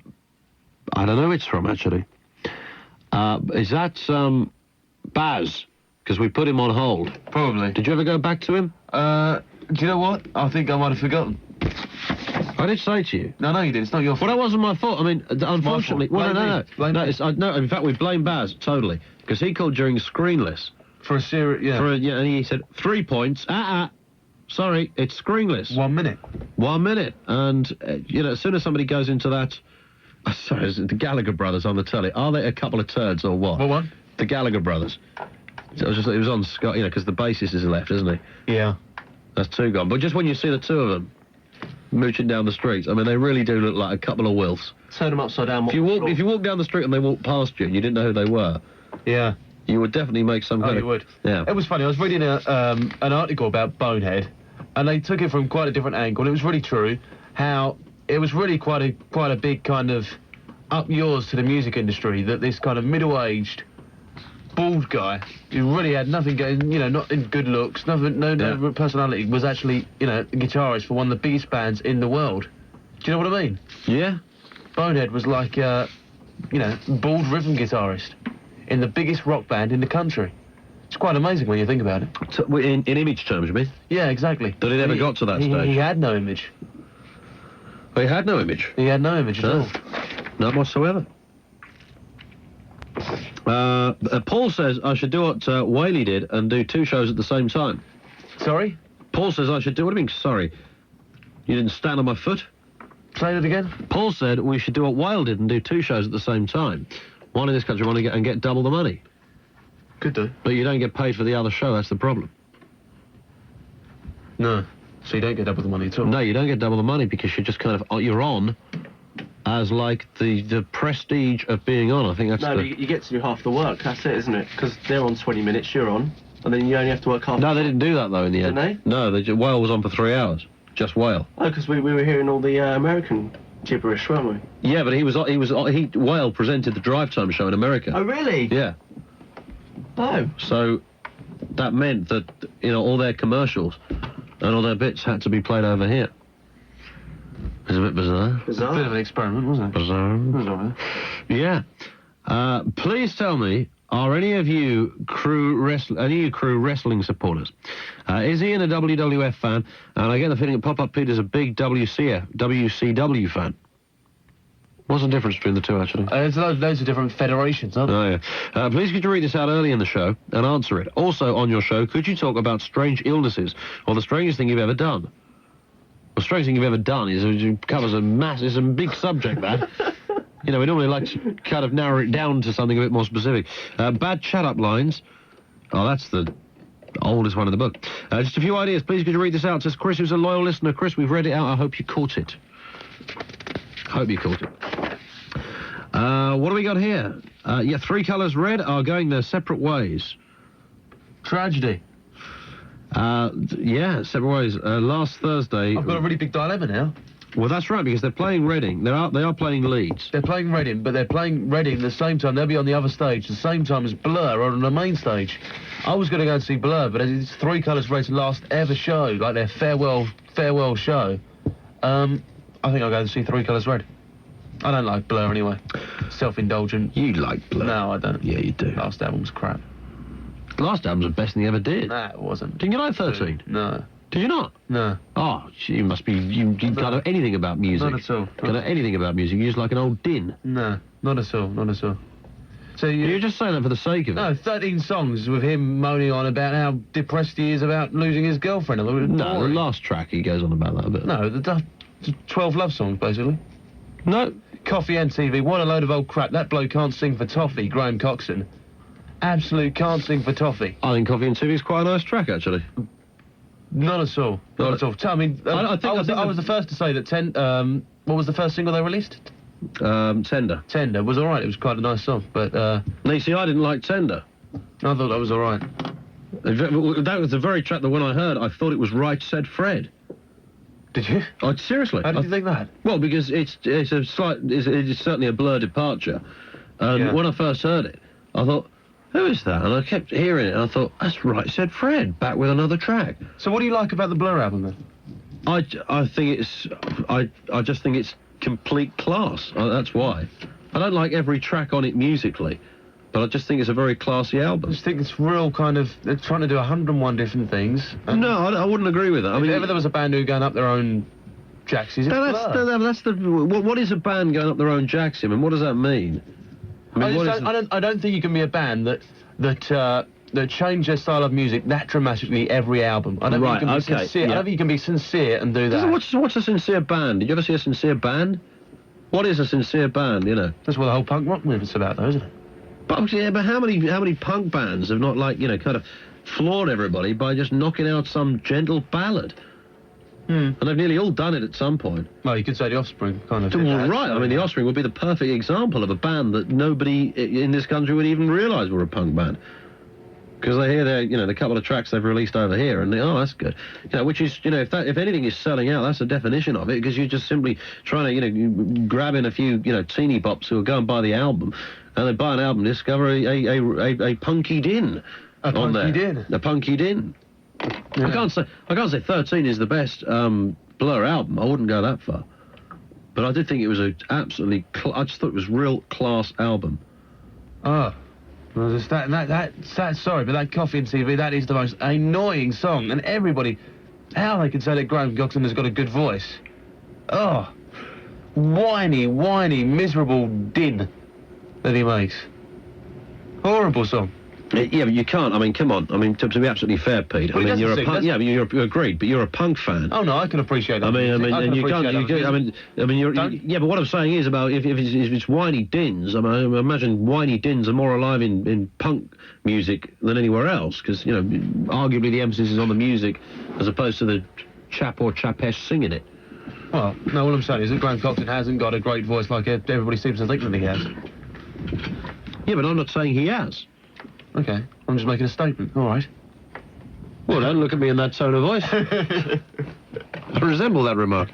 What have we got here? This is from somebody who hasn't given their name. Darwin Awards. We've probably done all that. Done as many of these we haven't touched. Anyway, it's 08700 40 50 60. We might ban calls because we've had one or two goodies on the air. I mean, some people I just think don't really get it. Because there's some good ones on it. Fading Celebs, The Vet Killed My Pet, Random Acts of Strength, Locked in Places at Night, Stuff You Found in Cars. There's enough there. There's a whole bundle of stuff we can bring in, but if that's not conducive, then we don't change things at this end. In fact, I'll sing for 2 hours. In fact, I might do that after this. I don't watch much TV as such, don't use my video. I'm happy with my tranny, it don't need remote control. It stimulates my grey stuff, operates my laughing gear. Cause Ian's Bolin's here. Radio show. Talk Radio's Matchmaker is fast becoming the best way for Talk Radio singles to meet new people. You can enroll in Talk Radio's Matchmaker free of charge on 0808 100 1089. Simply tell us the kind of person you'd most like to meet. Then let the MatchLink system go to work seeking out your most compatible matches. We'll only match you with other singles that share your interests and are looking for someone just like you. Call Talk Radio's Matchmaker today and let us help you find your perfect match. 0808 100 1089. Introducing from Australia, Dan Presser of the Sunraysia Natural Beverage Company. You may have been to Paris and you may have been to Rome, but have you been down under? It's a long, long way from home. Yet you all know Aussie Sunshine and you all know Aussie Sport. And now Australian Sunraysia Prune Juice will soon be arriving at the port. So if your lifestyle is important, please put Sunraysia to the test. From Australia, clean and green, Sunraysia's the one that will impress. So when you do your weekly shopping, it's only natural to declare, I want my Sunraysia Prune Juice. So on the shelf, please be there. But if you cannot find Sunraysia, please be patient for a while, because your favourite supermarket will soon have Sunraysia Prune Juice in the aisle. You can now find Sunraysia Prune Juice in the fruit juice aisle of Morrison's stores. 5 pence of your purchase price of Sunraysia 250 millilitre prune juice is donated to the Cancer Research Campaign to support their vital cancer research and education. Join me, Peter Hitchens, for a truly, gladly, deeply biased view of the week's events. Life's not fair, and nor's my programme. That's Rapid Reaction, on Friday morning at 9, only on 1053 and 1089 in the medium wave, the new Talk Radio.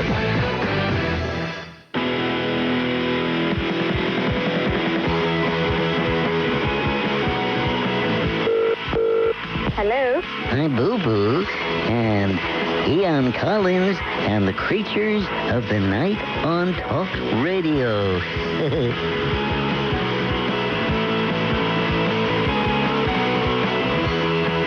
Why does Peter Hitchens always say 1053, 1089 AM in the medium wave? In the medium wave. Nicky Horn started saying that as well. In the medium wave. Sure, that's not what we're meant to start saying that. All the cool kids are doing. On the medium wave. In the medium wave, is it? Is it on or is it in? Crazy. So I see what I hate. Celebrity cancer stories.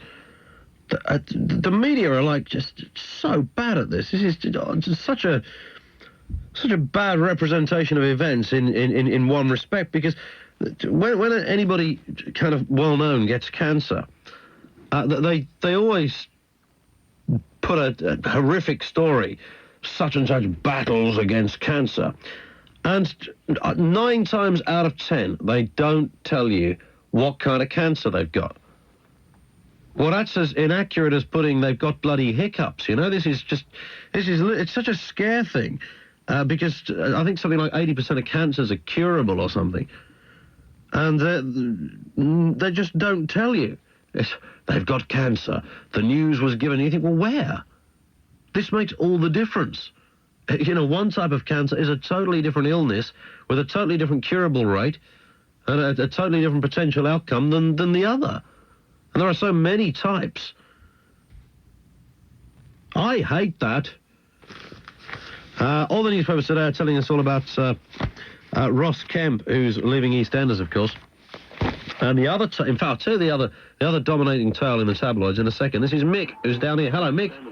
It's Nick, actually. Oh, Nick. Sorry, Nick. Yeah. Yeah. No, that's all right, mate. Yeah, about finding things in cars which you've bought. Yeah. Yeah. Very good friend of mine. He used to run his own garage. Yep. Used to buy and sell a bit as well. And he looked after this car for a guy. It was a Jag, actually, for some years. And unfortunately, the guy died. He was quite an elderly chap. And his wife said to him, you know, how much would you give us for it and everything? So he gave him a fair price. And hidden underneath the spare wheel was the old box for a box pictures. Really? Really, yeah. Bit of an old selection. Yeah, well, but yeah, it was quite good actually, and there were some phone numbers with it as well. So I think the old boy was a bit of a perv on the quiet, but yeah, he found the box for a box pictures. Didn't give them back to the wife though. He took them in, you know, they were home taken pictures kind of thing. They were the Polaroid jobs, yeah. Of this chap that died. Obviously he'd taken them, I presume. So Beautiful. But yeah, it was hidden underneath the back wheel. The spare wheel, I mean. You wouldn't mind finding something like that, would you? No, they were good. And they were all young girls too, so... Really? Yeah. There we are. Nick, thank you very much. There you go. Good on you, Nick. Thank you. Cheers. 08700 40 50 60. So, Ian, what I found in a second-hand car, ticket stubs, coins, fag packets, porno mags, maps, gloves and knickers. Well, that's not unusual. I'd been out once on a night on the town and woke up in a graveyard. That's not unusual. Something to add, how about bad songs of all time? Is anybody really serious? Listen to these subject suggestions, right, okay? This is... Go on.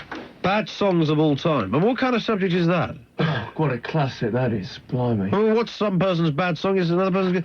What about this? If you won the lottery, what would you do with the winnings? Oh, no, that's number... I think that's number one on the unoriginal list, you know that? That is number one on the unoriginal list. I mean, how interesting is that to listen to other people prattle on about how many holidays they'd take?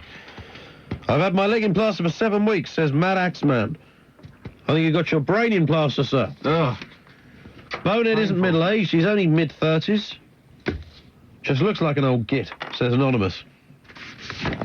And now we know. To Ian, Pete and Ted. I'm Ted now. This is the Right Reverend Alan Blizzard MP. Says, I once witnessed Terry Nutkins being badgered by an autograph hunter in the children's farmyard at London Zoo. The bloke wouldn't leave old Nutty alone. Terry was just explaining the life cycle of a chicken when this bloke tried to snatch Terry's hen. The final straw was when he went for Terry's cock. Terry, true to his name, nutted the bloke. Gotta be careful. Terry Nutkins can defend himself. Easily, you know. He's just got that about him. I'll tell you the dominating news story in the tabloid press in a second. This is Marie in London. Hiya. Hello. How are you? Very well. Very good. What do you got for us? Few things. Yeah. Sitting here creating a hula outfit for a wicked party on Saturday, and I've got to stay up all night sewing and stuff. So a hula outfit? Yeah, and I heard you crying out for people to give you stories. So, yeah, we always need stories. Okay, what do you want first? Do you want a famous person doing a crappy job? Do you want somebody who is an accident doing something to their privates? Or do you want the dead animal in the vet? Oh, brilliant. Well, tell us about the celeb first. Okay, it's not a very good one. It's just you were talking about Pete Beale. Yeah. And a sort of acquaintance of mine who worked in a shop up the road, she dated him for a while, and he's a car park attendant. He is a car... I thought he was a car park attendant. That is true, isn't it? It is. How does that happen? A very sad one, actually. She dumped him pretty promptly. Oh, right. That's, how does that... I don't know how you work in these shows, and you must be able to put a few quid by when you're on those sort of gigs. Well, I don't know. Well, there you go. Okay, the injury story. Okay, well, this guy. Okay, I used to. I had a tattoo done, and I knew all these people in this shop. He was a tattooist, and then downstairs there was a sprayer for. She does sort of artwork on motorbikes and helmets, and upstairs was body piercing. Yeah. And I had my tattoo done. I went back to get my belly button done. And while I was there, this guy came in who apparently and I was actually friends with a couple of people for many years that worked there, and so they sort of guaranteed that this guy is definitely telling the truth, and you knew anyway when he was chatting that he was definitely telling the truth. It's crazy. So he didn't actually have an accident, but I think this guy must have been an accident to do this. But basically he was in the studio bit, and he had his 2 children with him and everything, and he proceeded to tell us how he doesn't need any body piercings people to do the job for him, because he sat in his front room one night with a couple of cans, some cushions, some ice cubes and a darning needle, and gave himself a Prince Albert. No And his way. children said, yep, it's true, Daddy did it. Oh, my God. Yeah, the guy was pretty... and the kids saw him do it? And the kids, I don't know if they actually saw him, but they... but they knew that he'd done it. But they were freaked out, and they knew he'd done it, and it was, it was... and he was going on about for ages in great detail. There's no way the guy hadn't done it from the way he was I can believe that people do, yeah. It was pretty gross. That's crazy. Mm-hmm. Anyway, the vet killed your pet. Yeah. I mean, I know everyone can laugh, that's fine, but it was really, really sad. Okay, I'm one of these people that does treat my cat like my baby. Right? Yeah. But not to not to a ridiculous extreme, but I do. And she had kittens, and I was really proud, and she was a brilliant little mum, and it was all sort of cool. And she started giving birth on my leg, actually. She wrapped herself around my leg, and she didn't know what was happening, and I had to help her give birth and all this sort of thing. I called the neighbour in, who had loads of experience. Did you know she was pregnant? Oh, gosh, yeah. And I'd set up loads of little dens for her all around the flat and everything, and she didn't want a den, she wanted my leg, and so I had to sort of shove her into one of the dens, and no, that's made for you to do that. Anyway, so she had these kittens, and everything was fine, and my cat has never been sick before, and she was a young mum, and she proceeded to, again, another sort of funny thing, in cartoons when cats leap in the air, and sort of are sick and stuff, and do crazy things. Yeah. Well, honestly, my cat, she was very good. She went into the kitchen where she knew that the floor could be cleaned easily, not on a carpet. But she literally leapt in the air and exploded at both ends, right? You can imagine what happened at both ends. Yeah. And so obviously asked the area. I'm sure that not all PDSAs are bad, but this guy shouldn't have been working there. Took her down, and they said, bring the kittens just to check that everything's okay with everybody. So I took her and the kittens, and he checked them over, and he ignored the fact that she'd thrown up or anything else, and just said, they've got too many fleas, and they'll go anemic and they'll die, you must deflea them. And I said, but they're only 3 weeks old, you're not supposed to do it at 3 weeks old, etc. And he said, no, it's really dramatic, it's a matter of life and death. If you don't deflea them and they don't die of the poison, then they'll die of anemia and all this sort of tragic stuff. And they were fine, they had loads of energy. How old were they at this point? 3 weeks old. 3 weeks, And on all the packets, it's like, don't do anything to kittens unless they're over 6 weeks old, and be very careful because the poison, it's too much for them.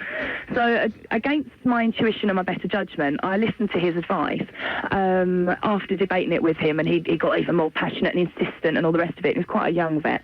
And I did deflea them, and then they all died of fitting and stuff. And when I went back and spoke to a different vet, she said, I'm so glad that I wasn't the one that recommended you to do that. There was absolutely no need for that at all. As long as they were still walking around and happily getting on with stuff, it wasn't necessary. And when I described the way they died, it was classic poisoning symptoms. So they all died? They all died, yes, sort of one by one. I came home and found one of them dead with her one night, and then another day, I was actually having a party, right? I wasn't having a party, there was loads and loads of people around getting wrecked, right? And sort of most people had left, and there were about 3 people left, and this kitten just started having fits, and it was horrible. It was having proper fits and sort of wriggling around dementedly and stuff, and I tried to sort of resuscitate it and got the books out and was rubbing its sort of belly and giving it mouth to mouth and all this sort of thing, and it just died. But it was a shame because she used to actually pick them up from their beds at night and put them in bed with me around my neck, and I'd wake up nearly squashing them, and saying, no, Billy, you can't do that, putting them back again. But they died anyway. So I buried them in the backyard and got her done. She never had any more. She lost all her kittens? She lost all her kittens. I know. I know. I don't believe it. It was really sad. And how many was it? There were only 3, but I mean... That's 3 too many. Yeah, I know.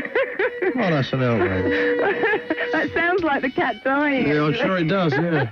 All right, Marie. Okay, take care. See you later. Bye-bye. Bye. Marie down London Way. So here's the big story of the day, big tabloid story of the day, and that is that a big man-eating great white shark has turned up on the coast of this country. And it ain't like the tabloids to, go all big on this. But of course they get a photograph on the front page of a shark, which I think is taken from the film Jaws. I don't think this resembles that. Jaws UK. Man-eating great white shark spotted off our coast. Like it's a boast, Bank holiday trippers are on Jaws alert after a man-eating great white was spotted off the UK coast. The 15-foot monster, just like the shark in Steven Spielberg's blockbuster movie, stalked a fishing boat near Cornwall. Now, the picturesque port will be packed with family trippers this weekend. Veteran shark fisherman Mike Turner, who saw the 15-foot beast, said last night, "I wouldn't be surprised if someone on a surfboard got gobbled up." Well, he's an optimist, isn't he? Yeah. He's the man. TV fishing show presenter Henry Gilbert. Oh, what's he got to say? Who was on the boat said Henry? It was scary. But quite awesome. As you would do, I suppose. You know, fishermen exaggerate. I reckon it was a little tiddler, and they went, "Oh, it was that big. Oh, it was that big," and it was a big great white, wasn't it? That's exactly what's happening. Well, here's 10 things you should know, or as the Sun say, 10 fins you should know. When faced by a great white, experts recommend swimmers eyeball the predator, then unleash a volley of aggression.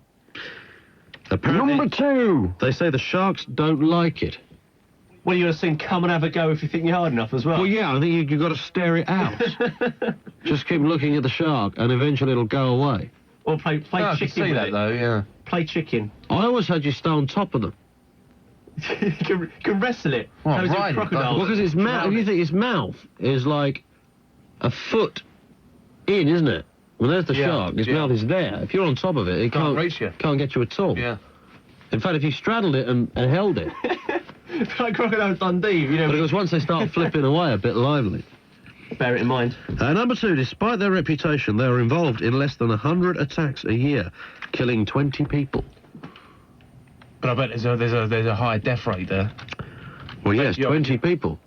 Out of 20 incidents, though? Does every incident... Well, it says 100 attacks and 20 people. Oh, well, it's 1 in 5, then. Very good. We got there in the end. Number 3, they can live more than 50 years and when mature are known to attack small boats. Why do they do that anyway? Yeah, well, what's the gain in that? They fish, they pure eat people, sabotage. Let's eat a boat. Great whites have been around for more than 300 million years. I don't believe that. I think it's a recent phenomenon. 30, 40 years, no more, tops. 300 million. Since Jaws was released. Great whites usually grow up to 20 foot long and weigh 5,000 pounds. Wow. I mean, you would die if one of those things came swimming towards you. If it didn't eat you, you'd doubt... It'd be like your worst moment, wouldn't it? Can you imagine the feeling of that? Swimming in the sea and then just seeing it. I think what would be worse would be chased by a lion. If you suddenly looked around and a lion was running towards you, you would have no idea what to do. I bet you couldn't move. Yeah. Oh, God. More people have been killed by elephants than great whites. Not swimming in the sea, they haven't.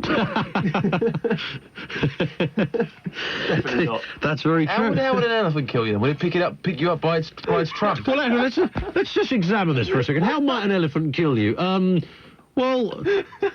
Just stand on you, kick the crap out of you, whip you with its trunk. Yeah, no, I was just wondering. Yeah. What do you think it did? Picks you up, finds the sea and drowns you? I don't know that methodical. No, I guess that's how they... Well, the reason I say that is because its trunk is really, really powerful, isn't it? Give you a slap.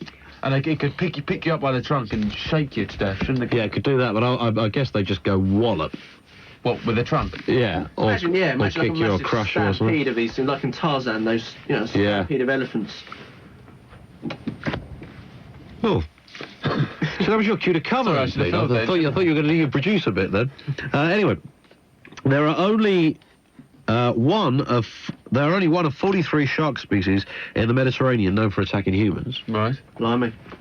The largest great white ever was caught off Malta in 1987. It was female and 23 foot long. 23 foot. That's quite a length. It's female. Ugh. That's And it's a female. as long as that studio you're sat in there. Oh my God. So imagine that means it's got to be like fairly wide as well. Yeah. From that wall to pretty much where the phone is there. That's Bit unbelievable. of a beast. Yeah. We can get some big fish stories going. They have a sixth sense which detects vibrations in the water. That's right, and they know when you're scared, don't they? They can pick that up. Yeah. That's why we have to stare them out. Come on. Yeah, exactly. What you looking at then, eh? Hey, you giving it large? You giving it large? It's all right for you, isn't it, with that bloody stupid thing on your back? Want some of this, do ya? Just when you thought it was safe to paddle in Padstow, fierce great white turns up. Yeah, it's they're not having that one up at all. I mean, I'm sure they've been knocking around there for ages. Ages and ages and ages. Right, 08700 40 50 60. We're back on the phones, and if you have shark detail, we'll have some of that as well. Former England stars Steve McMahon and James Brown, he of Loaded and GQ fame, join me, Tom Watt, from 4 to talk about England, the Champions League and Leeds United. On the new Talk Radio, your station for sport, news and views.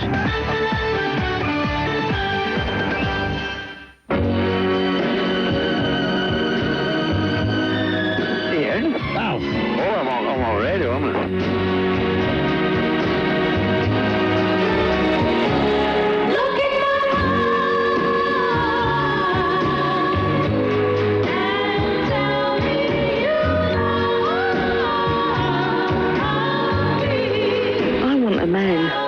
It sounds like you're looking for an orangutan to me.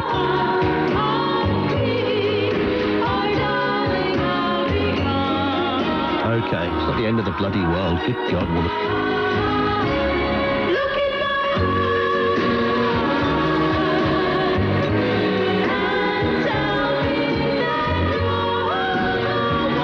Mr. Collins, you don't want my viewpoint. But you don't know what you're talking about.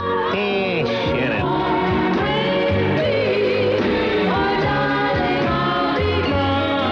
What a load of old rag. What a crazy bent. Hello, creatures. You lovely people.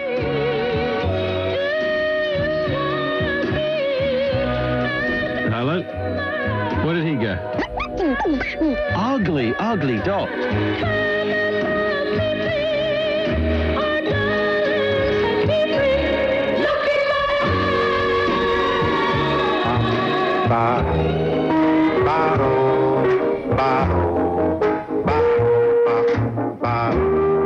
Oh, 0700 40 50 60.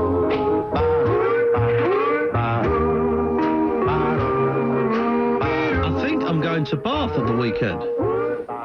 I believe I'm going to Bath at the weekend. Great place I've been. They go to the Roman things. Yeah, I went there. It's a bit amazing, isn't it? Oh, it's really good, yeah. It's all like as it was. You mean the Roman baths? The Roman baths. For that matter. Hence, you know? Yeah. What else? It's a really nice town. What's it? Oh, very nice. You know, I've been there before. Yeah, I liked a bit of Bath. But what's the... Because you kind of tend to go to these places, and you do sort of the obvious stuff. Because everybody, just amazing kind of mentality we have, that at some point on a trip, you nearly always go round the town. Yeah. And you look at all the shops that exist in your own town back home. And, I know. You know, there's not a lot of big things going on, really. Biggest rip-off in Bath. You know when you go to the old Roman bath? Yeah. And they're selling water there. You know, that actual water. That's right, yeah. And you go there and everyone says, oh, it's disgusting, don't buy it, don't, you know. And you think, oh, I'm at the baths, got to buy the water. Obviously, it's some nice purified stuff with all the rocks and everything. Most disgusting thing, it tastes like eggs. Tastes like eggs? Tastes like eggs. It's like, cause it's all the sulphur in the water. Are you meant to drink it? Well, yeah, they kind of purify it. And it was like a souvenir to, like, you know... No, they're actually selling this. So I don't want it. To drink? Yeah. All right. So don't ever buy it. So there you go. Tastes like eggs. There's got to be a lot of other stuff going on in Bath. I mean, I think Football club? Bath Football Club. Yeah. Is Bath it? City Football Club. Playing the Dr. Martins League. Do they? Yeah. They got rugby as well Ice down there, ground. don't they? Yeah, big rugby. Big rugby. Well, but I'm not going to go and watch Bath Football Club play football, am I? I was just saying. But I mean, the Baths are pretty much in the town centre, aren't they, if I remember rightly? Just off, yeah. Yeah. And then you got that, like, tea room knocking around down there. Big coach station there. Looked around for ages for an amusement arcade. Think they had one? No? No. Do you like your old amusement arcades? I do actually, now and I love again. them. Do you like them? Oh, love them. Whenever I go to like a beach town or a beach holiday, I never sit on the beach. I just spend all of my days in the arcade. The other day I did one of those, and you'd never have done this like when you were little because you just carry on putting the money back in usually until you lose it all. Yeah. But I got off at a bus stop and I was looking for a cab and I couldn't find a cab and I walked past an amusement shop and I had a quid in my pocket and I put the quid in, won 4 quid and just walked out again. That never happened. Just that actually happened. Never happened. Just walked out. And the weird thing was is that had I not done that, I didn't even think about this, I didn't have enough money for a taxi. Oh, really? Oh, Yeah. That's good. And I did when I won my 4 quid. Oh, is it fruit machines? Yeah, it was one of the, couldn't name them now. I mean, I used to like the firecracker and the each-way shuffle. Did you? Well, I like the horses. oh, fruit machines, yeah. Fruit machines, yeah. I like an each-way shuffle. Now, you know those things you put with 10p in and Yeah, it they're goes great, back and forward and you get the odd Yeah, but that's 10p just out of it. infuriating. Yeah, they're great. still You know, doing the tips them all off the edge. Yeah. Because you sit there and think, well, this is impossible to be hanging If there. you try and walk past and knock it by mistake Yeah. on purpose. No, I've got the secret to it. I've got the secret. What is it? winning. And what you do is you buy like you got to really invest in it, but you've got to buy invest in it. £2 worth of 2p's, right? Yeah. Literally stick them all in at once. Bang, bang, bang, bang, bang, bang, bang, bang, bang for about 5 minutes. But the whole 2 quid in there. The whole shelf will fall down. The thing is, it's like an art form. Really? You've got to like a 200 2p. Yeah, but you haven't got time because when the thing's going back, when the shelf... Oh, that's why you've got to do a 5 at a time. Yeah, but it's designed not to be able to take that amount of... No, you got in that time. It's got to have a quick hand. But have you noticed that with fruit machines, people treat it really, obviously it's very serious because it's money involved. You can't look beyond 2 above, right? So you see people going virtually underneath the fruit machine to see if they can see the little melon or wherever it is, but you can't see it. No. When you get a nudge, you're talking about. Yeah, and you can't see it, but people insist in going at really crazy angles to try and see the next one up. 2 things to that though. Some people could memorise them. Oh, that's a good idea. I remember seeing, kids when I was little who knew the reels. Blimey. That I thought was scary. And then somebody released a book with all the reels in of the most famous machines. But that's crazy because you just haven't got time to get the index down. What have I got here? Each way shuffle. Oh, page 22. You only get so much time on those nudges. So meep, meep, meep, meep, meep. Yeah. But I mean, there was a time when I did like the fruit machines.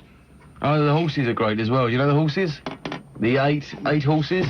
What, those things on wires? Yeah. I can't be doing with that old lark. And the pink one, you win £1.60 if it wins. Do you? The red one, you win 10p. I tell you what's freaky as well in those arcades. Those, what are they called? Those little disc things that with the air coming up through the table. Yeah, air hockey.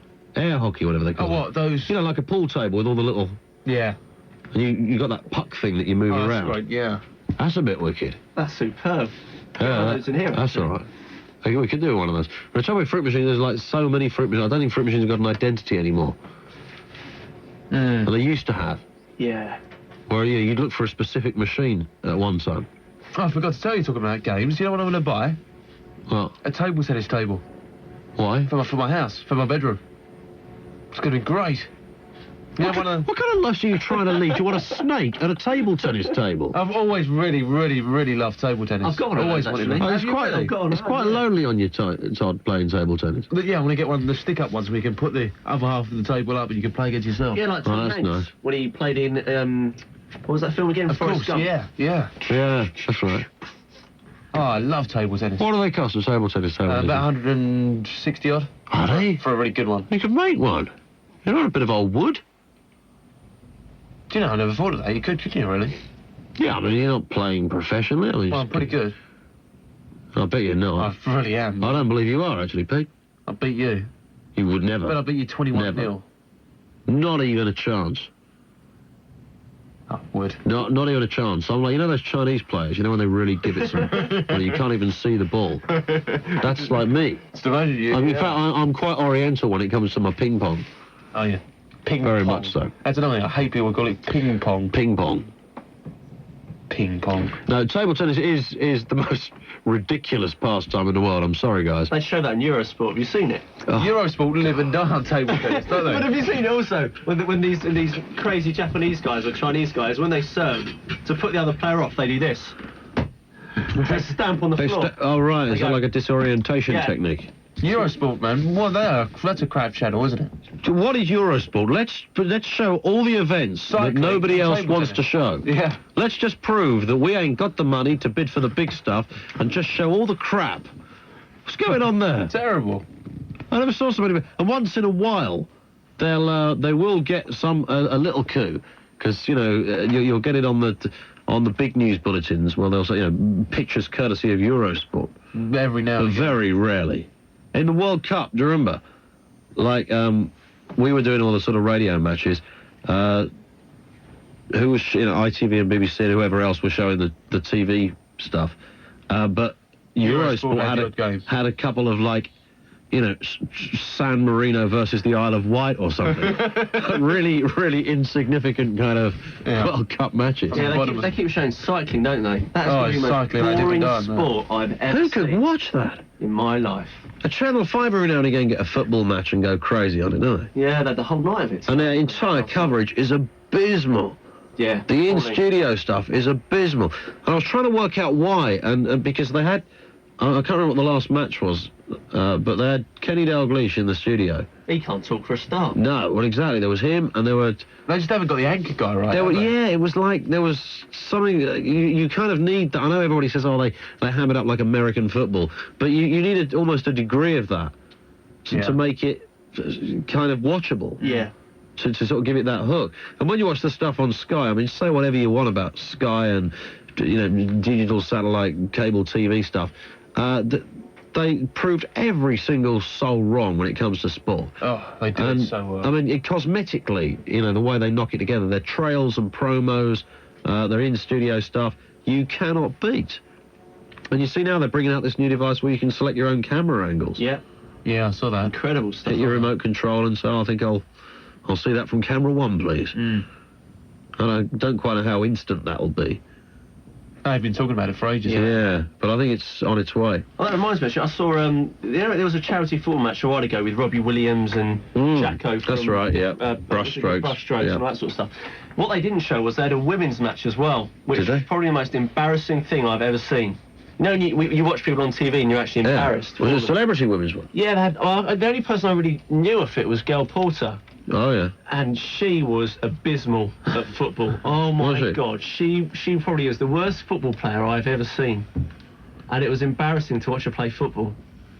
But that's just a side point. I just thought I'd mention it. That's all right. I wouldn't mind watching Gail Porter play football. Yeah. She was wearing the whole kit and she didn't look good in the old shorts, and the socks didn't suit her, stick to the old nothing on, or tight tops or whatever. Yeah. Is there any chance of a cuppa? Yeah, would that be possible? Yeah. Right, OK, I'm going to go to... don't go away, Terry, with you in a sec, and Mark as well. This is Sean in Swansea. Sean. How you doing, Sean? Hello, mate. How you doing? All right, not bad. What do you got for us? I've got a gonad story for you, mate. Gonad story special coming up. I wanted to phone you last night, but my battery wasn't going to last long enough.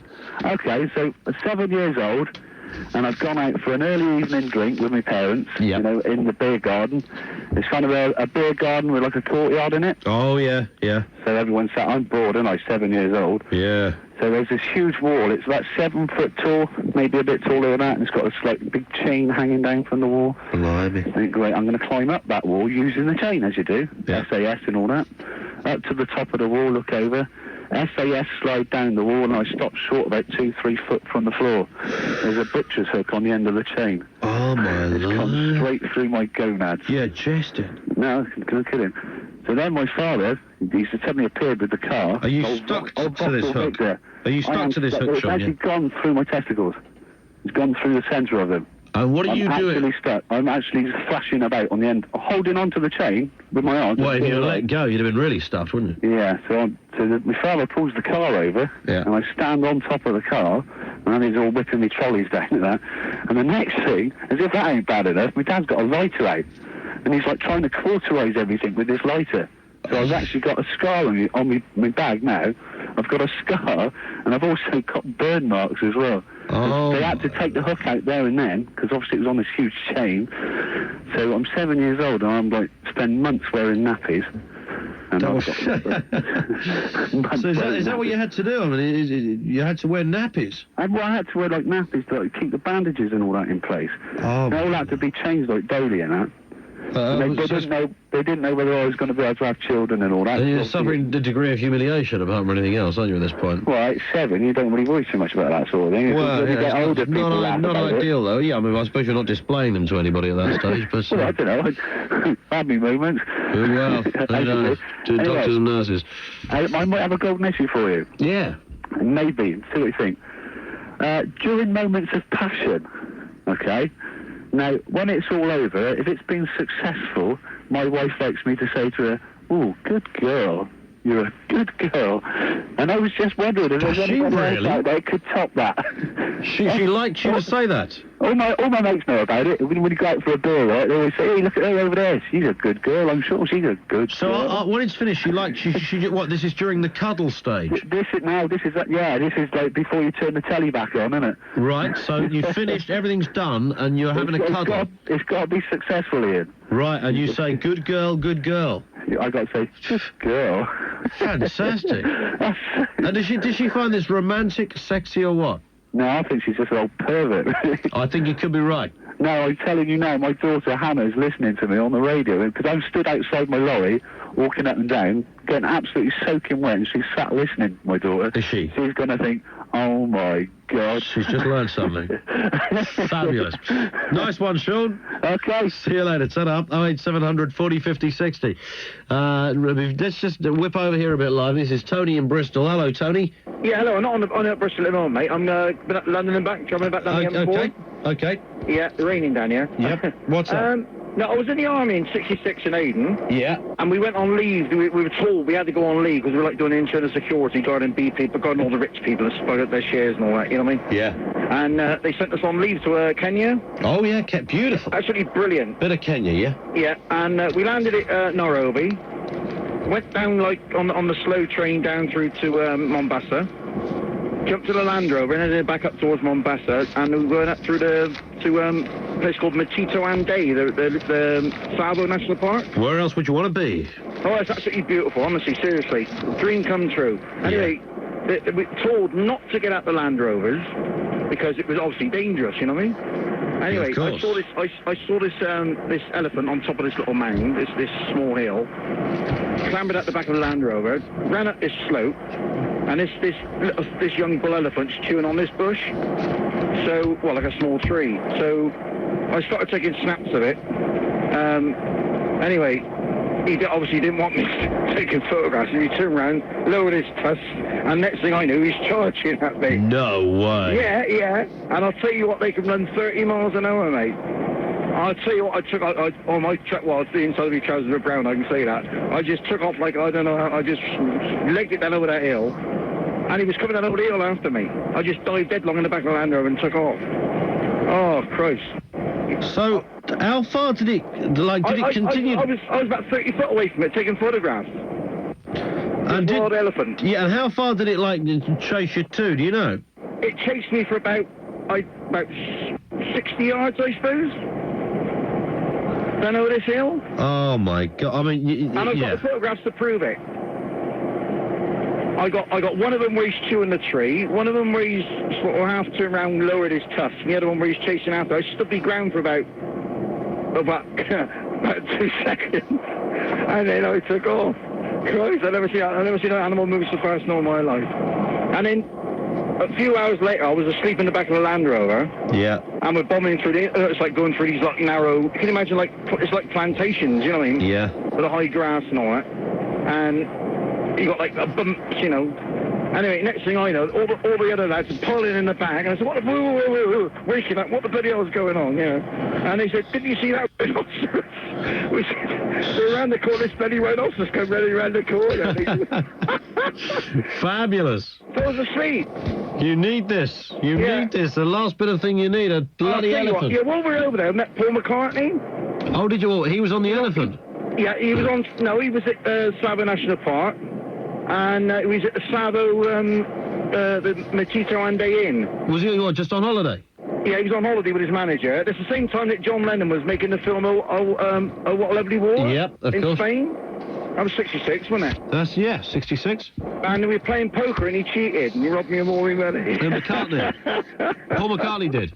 Yeah, but I mean, it was a good lad. All the lads that were in the regiment, First World Tank Regiment, they were from Liverpool, so you knew him anyway. He's a nice guy as well, isn't he? Yeah, and at the same time, you know the ships that were trying to stop Ian Smith's oil getting in? The Rhodesian issue and all that, Yeah, that's what the ships, they couldn't fly us back, so we started going back on one of the frigate, the tribal frigates, HMS Zulu. And we got off the western Somalia, Djibouti, and the other one, the HMS Caprice, broke down. Yeah. So we had to turn around in the middle of the Indian Ocean, go back to Mombasa. So, of course, we loved it. We had another, 3 or 4 weeks down there. Of course. And, what was I forgot I was going to bloody say now?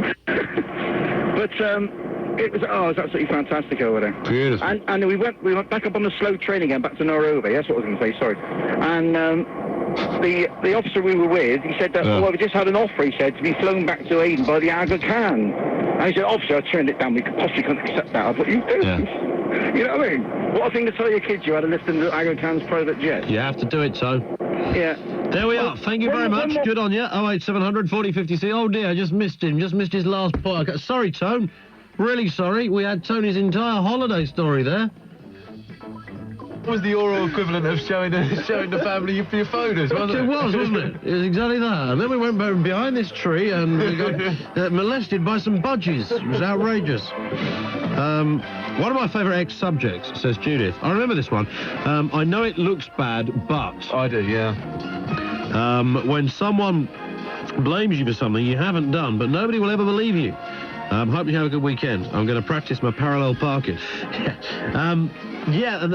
I don't know if it went very well or not. We got some good ones. I think we did. I know it looked bad, but the one we didn't get loads on, we wanted to, was the subject was, and then I read what it said.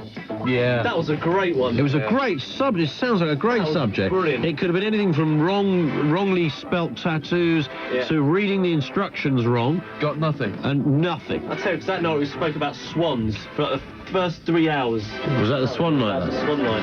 And that one goes, because that was a brilliant one. Swan, yeah. And I think we got loads on swans and nothing on the main subject. Typical. Don't go away, Mark, with you in a second. 08700 40 50 60.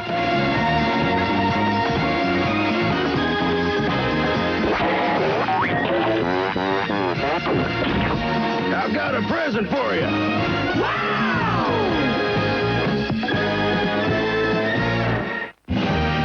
On the hour, every hour, from the Sky News Centre.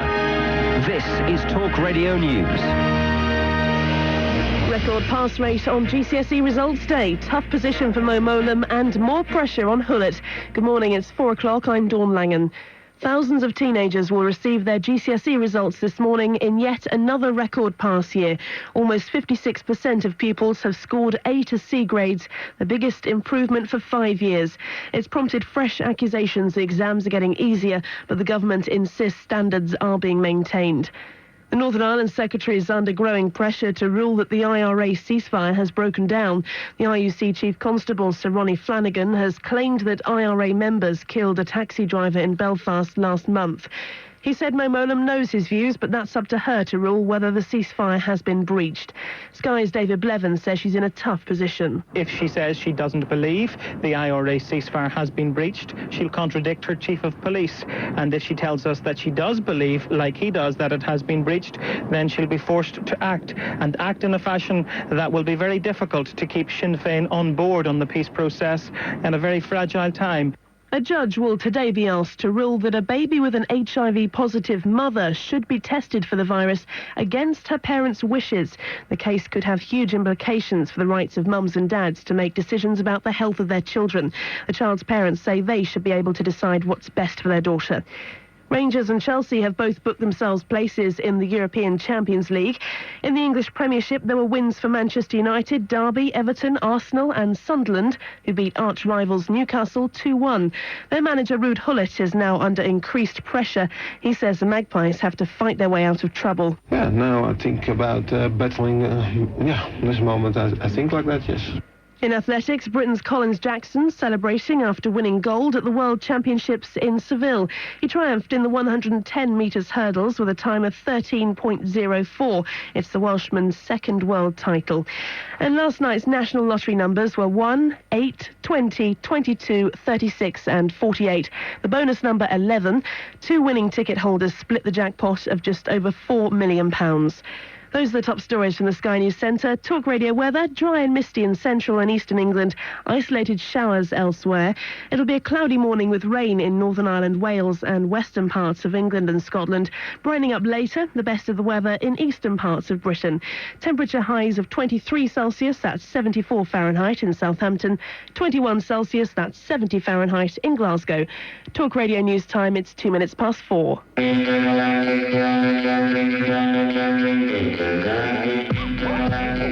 Freak My Chicken Friday. Freak My Chicken Friday. What? Freak my what? Freak My Chicken. What does that mean? You're listening to the politically incorrect Ian Collins and the Creatures of the Night. Man, I don't approve of that.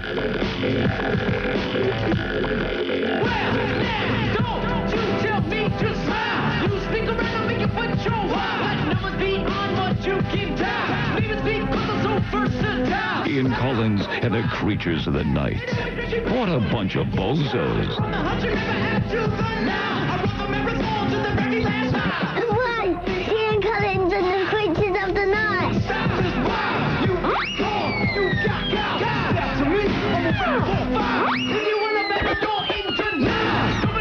I bet you say that to all the boys. Frankly, I've pulled better out of my ass.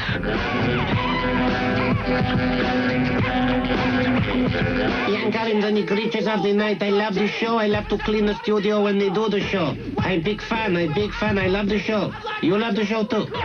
You love my cleaning as well. Keep it going full steam. Sweet to be, sour too nice to be. When on the top guy style, I'm not too keen. Trying to change the world, I'm a plotting scheme. Mario C like to keep it clean. Good morning. Good morning. Voice of the common man. Voice of the common man. I am known to the British nation as Ian Tell It Like It Is Collins. Freak My Chicken Friday with Ian Collins and the Creatures of the Night on the new Talk Radio. Yeah, that's I like the general gist of, what's going on here. Right, this is Mark, who's in Sheffield. Hello, Mark. All right, there. Yeah, what do you got for us? You were on about great whites before, and some of the stuff in Sun was ridiculous. Was it? Yeah, I mean, like stare them out and attack them. Yes, there's what was it? All they ever, when they attack you, all they're going to do is give you an exploratory bite anyway, and they shut their eyes as soon as they attack anyway. So that's not going to work. How are you gonna fight in water anyway? Well, indeed. I mean, they kind of have the upper hand, really. Some daft things like. Because they're a shark and you're not. Yeah. I tell you what, I wouldn't go out there swimming with them. I tell you. No, I'd stay well away. There's one before that as well, Yeah. It's called a megalodon. A megalodon? Yeah, it's like a prehistoric shark. They don't even know whether that's extinct, and that's up to 65 foot long. Oh, you'd just love to meet one of those, wouldn't you? You are, yeah. A 65-foot long shark. That's the last thing you need on the case. They're making a film about it, I think. I think they've already made one. It was called Jaws. No, another one. Oh, right. Not this one, but this megalodon one, like a bigger version one. All right. You know, Big do 20 odd jaws. foot, 20 odd foot load. Yeah. You know, do 65 foot jobby. Beautiful, beautiful. Yeah. Lovely, Yeah. thank you, Mark. Yeah, no problem. Good on you. Cheers. 08700 40 50 60. Doug says, dear Doug says, Ian, please keep up the tone of the show like you've had it this week. I've listened since the beginning and the last week has been the best in ages. So whatever you're doing, keep doing it. Well, it's been a bit of a cash week, actually, this week, because we've... well, it's just been sort of a casual week, really, Eddie. You know, it's been... Yeah. Just cash. Just nice and relaxing. Yeah, just sort of relaxing. And I know it's always that continual debate, and I do appreciate that some people do like to like always get into something that's, you know, where you're having a big debate and you've got, you know, polarised arguments and bundles of people on this side and bundle. You know, we do sometimes do that. In fact, I think on Tuesday, we did actually do a bit of a serious night. We didn't intend to, but it was a lot about guns and should you carry one and should you be able to, you know, shoot somebody who walks into your house and... so we got into that, and there were a couple of other things. So, you know, we don't not touch the meaty stuff. I say this for anybody who's like listening to us for the first time. Once in a while, we'll get into debates on stuff. We vehemently avoid the obvious, you know, like your Northern Ireland and your capital punishment, because I just firmly believe they are circular, invariably unqualified arguments that just kind of go around and around and around, and you've always got somebody on one side and somebody on the other. Very rarely are there a crock of people in the middle. What we like, in fact, you know, I've always said this, we like people who can call us up and say, well, look, okay, I do want to talk about Ireland, but I've got this really different angle to it. And that's always the thing, is to kind of find the hidden angles on these things. Anyway, let me just remind you, of course, live football on Talk Radio, kicking off this Friday, 7:45. It is Man United and Lazio. Man United, Lazio, which that's the European Super Cup, isn't it? Yeah. Friday, 7:45, on the new Talk Radio. Hello? You know what? The quality of the kind of stuff that's coming out of here is like, I think proving a lot of folk wrong is maybe one way we'll describe this. Maybe one way we'll describe this. And something, I've discovered something that has to be banned. This has to be banned, okay? I have never, ever, but, you know, very, very rarely... Hang on, I'm going to eat my words here, and I don't have to. I could make this story more effective, but I'm going to concede to something here. I have never actually... Are you going to slip your microphone up, maybe? Because you stood there like a couple of bloody choir boys. Look at you. I'm listening. You golf club in your hand. Don't hit me with that. We're playing golf here. Listening for a statement. Go on. Walking up the road using your mobile phone or in a supermarket. Yeah. Yeah. Without any worry at all that anybody might be looking at you. I don't get that at all. No, I don't understand. It's not if you're walking up the road and it rings, but to actually walk around a supermarket. Yeah, hello, yeah, no problem. You know, yeah, that's all right. Or on a train. Yeah, I'm really conscious when it rings on the train. Oh, yeah, it's like, hello, yeah, I'm on a train. Or when you're sitting in front of like 3 people around Yeah, I can't really talk. That's what I would, you know, but people don't bother. They love They don't it. care. They shout it out, you know, and they always say chow at the end. They don't care. They love it, right? And I think that's so embarrassing. But what's worse now is that now they've all got these cords attached to them. Oh, goodness. Where you can keep your phone in your pocket. And you think they're mental people speaking to themselves. But they don't worry. They just walk down the road. Yeah, you know, well, I said to him last Friday, you know, I can't do it. You're looking around thinking, what the hell is he talking to? Little earpiece in, a little microphone attached. That's just so nuts. I know. It is. People cannot walk down the street nowadays without having to talk on a phone. They have to talk to someone. Yeah. They cannot just walk. There's more and more of those earphone things, aren't there? But it's almost like nearly everybody who's got a mobile has got one of those earphone things. And then, you know, I can understand them in a car. The concept of them is sound, because the idea is you're not getting those, you know, radiation things going in your ear. That's the gist. I can't imagine being 3 feet away. Makes much It's going to stop the big difference if there is one. But so the gist of it is fine. If you're driving in the car, very, very handy. If you're in a certain place, very handy. It's just that kind of nonchalant, like, no cares way that somebody walks up the street. Whichever way you look at it, unless you actually see what they're doing, which still doesn't negate it, still makes it bad. But you just see, you can walk down a busy street like the one out here, and you can see like 50 people. Yeah. All just talking to themselves. I reckon half the people are just making it up, and they just want to make themselves look like they got friends. You know, they can shout out their conversations. You know, I've got friends, that's what they're saying. Yeah, you know, you might be right. And I don't think they're actually talking to anybody. In a funny kind of way, Eddie, you might be right. We've got Eddie's Urban Myth coming up. We haven't had this week's Urban Myth. So that's on its way. Right, we're going to take a short pause and then we're back. Join us this morning from 5 on the new Talk Radio for Bloomberg on the Money in association with UKInvest.com. We'll be finding out if organised crime is indeed taking over business worldwide. Jeffrey Robinson, the best-selling author, thinks it is. That's Bloomberg on the Money in association with UKInvest.com, the internet's premier financial news channel and guide to building your wealth. No kidding. At Vodafone Store's summer sale, you can get a deal where everything's half price. Just buy direct from the #1 network at your local Vodafone store. When is a short break characterised by a swollen overnight bag and a headache? And when is it a glimpse of your kind of a couple of days away? The bank holiday looms. Let's talk short holidays and special themes. That plus the open lines of Live and Direct. I'm Anna Rayburn from 12 on Talk Radio.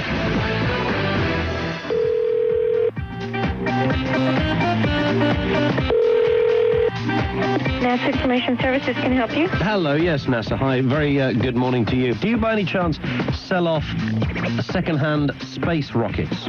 The real ones? Like the real ones, yes. No, sir. No, we don't do that. Because I wanted to do an experiment with a large rocket and a part of Robin Cook's anatomy. You don't think that's possible? No, sir.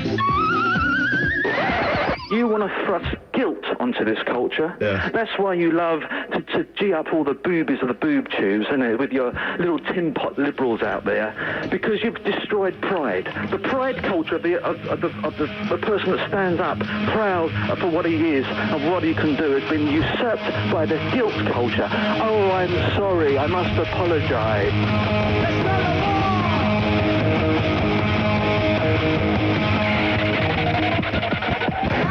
My name is...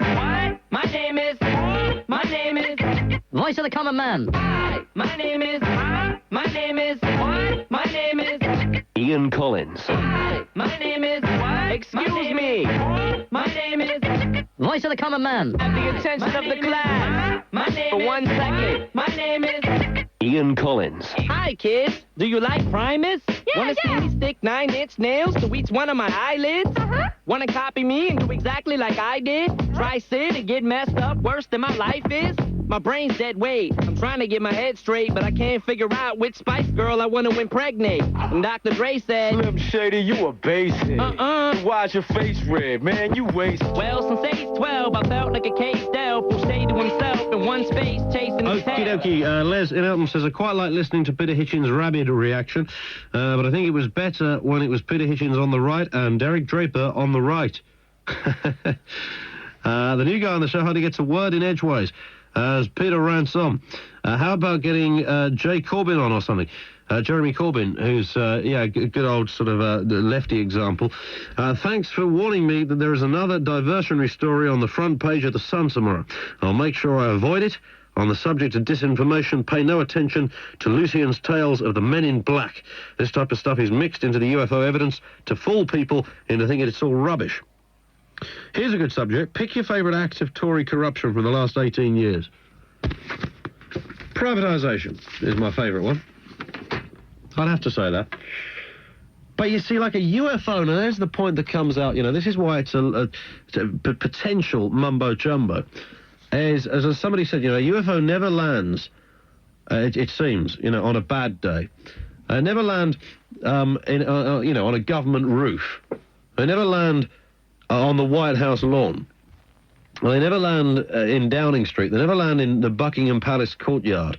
They never land in the middle of Manchester. You don't find them knocking around in, Blackpool Tower.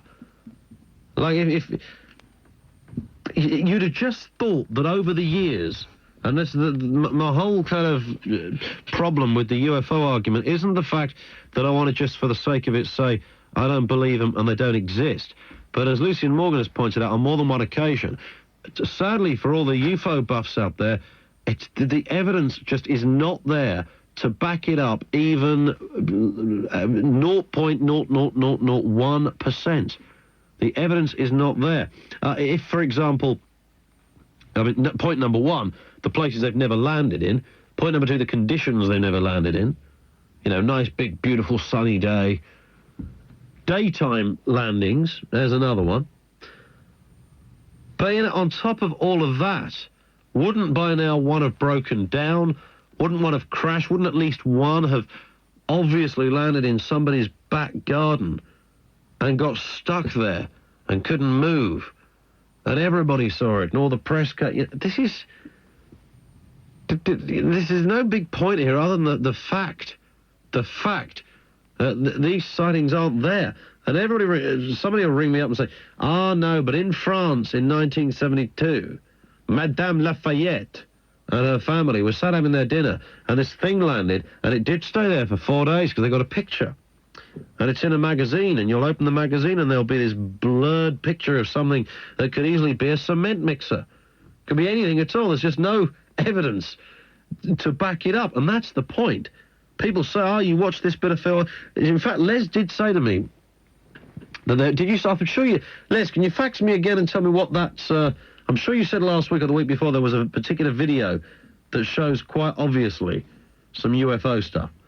I mean, the Roswell lot, when they supposedly found that alien, what a lot of nonsense that was. And there was this Channel 4 program, wasn't there, where they showed him dissecting it or something. Remember that? Did you see that, Pete? Yeah, I do remember it. That was true. Yeah, I reckon it was. You know what? I actually think the only reason why people say it's not true is because they want to make it look like it was a big fake, but really it was actually true, and it only looked fake. Yeah, but the point is, you're talking like an urban person there, you know, that's... Yeah, urban, Eddie. That's perfectly described by Front Magazine this month. Tells lies. Tells lies. But I seriously don't understand. I mean, what more could you want? What you asked that for an a old video. black and white footage of some old dummy having its stomach cut open. Hey, you asked for conclusive pictures, conclusive evidence, and they bring up this Roswell thing, and you just dismiss it out of hand. Just dismiss it. But where are all the, I mean, one would have broken down by now. One would have landed in a big public place.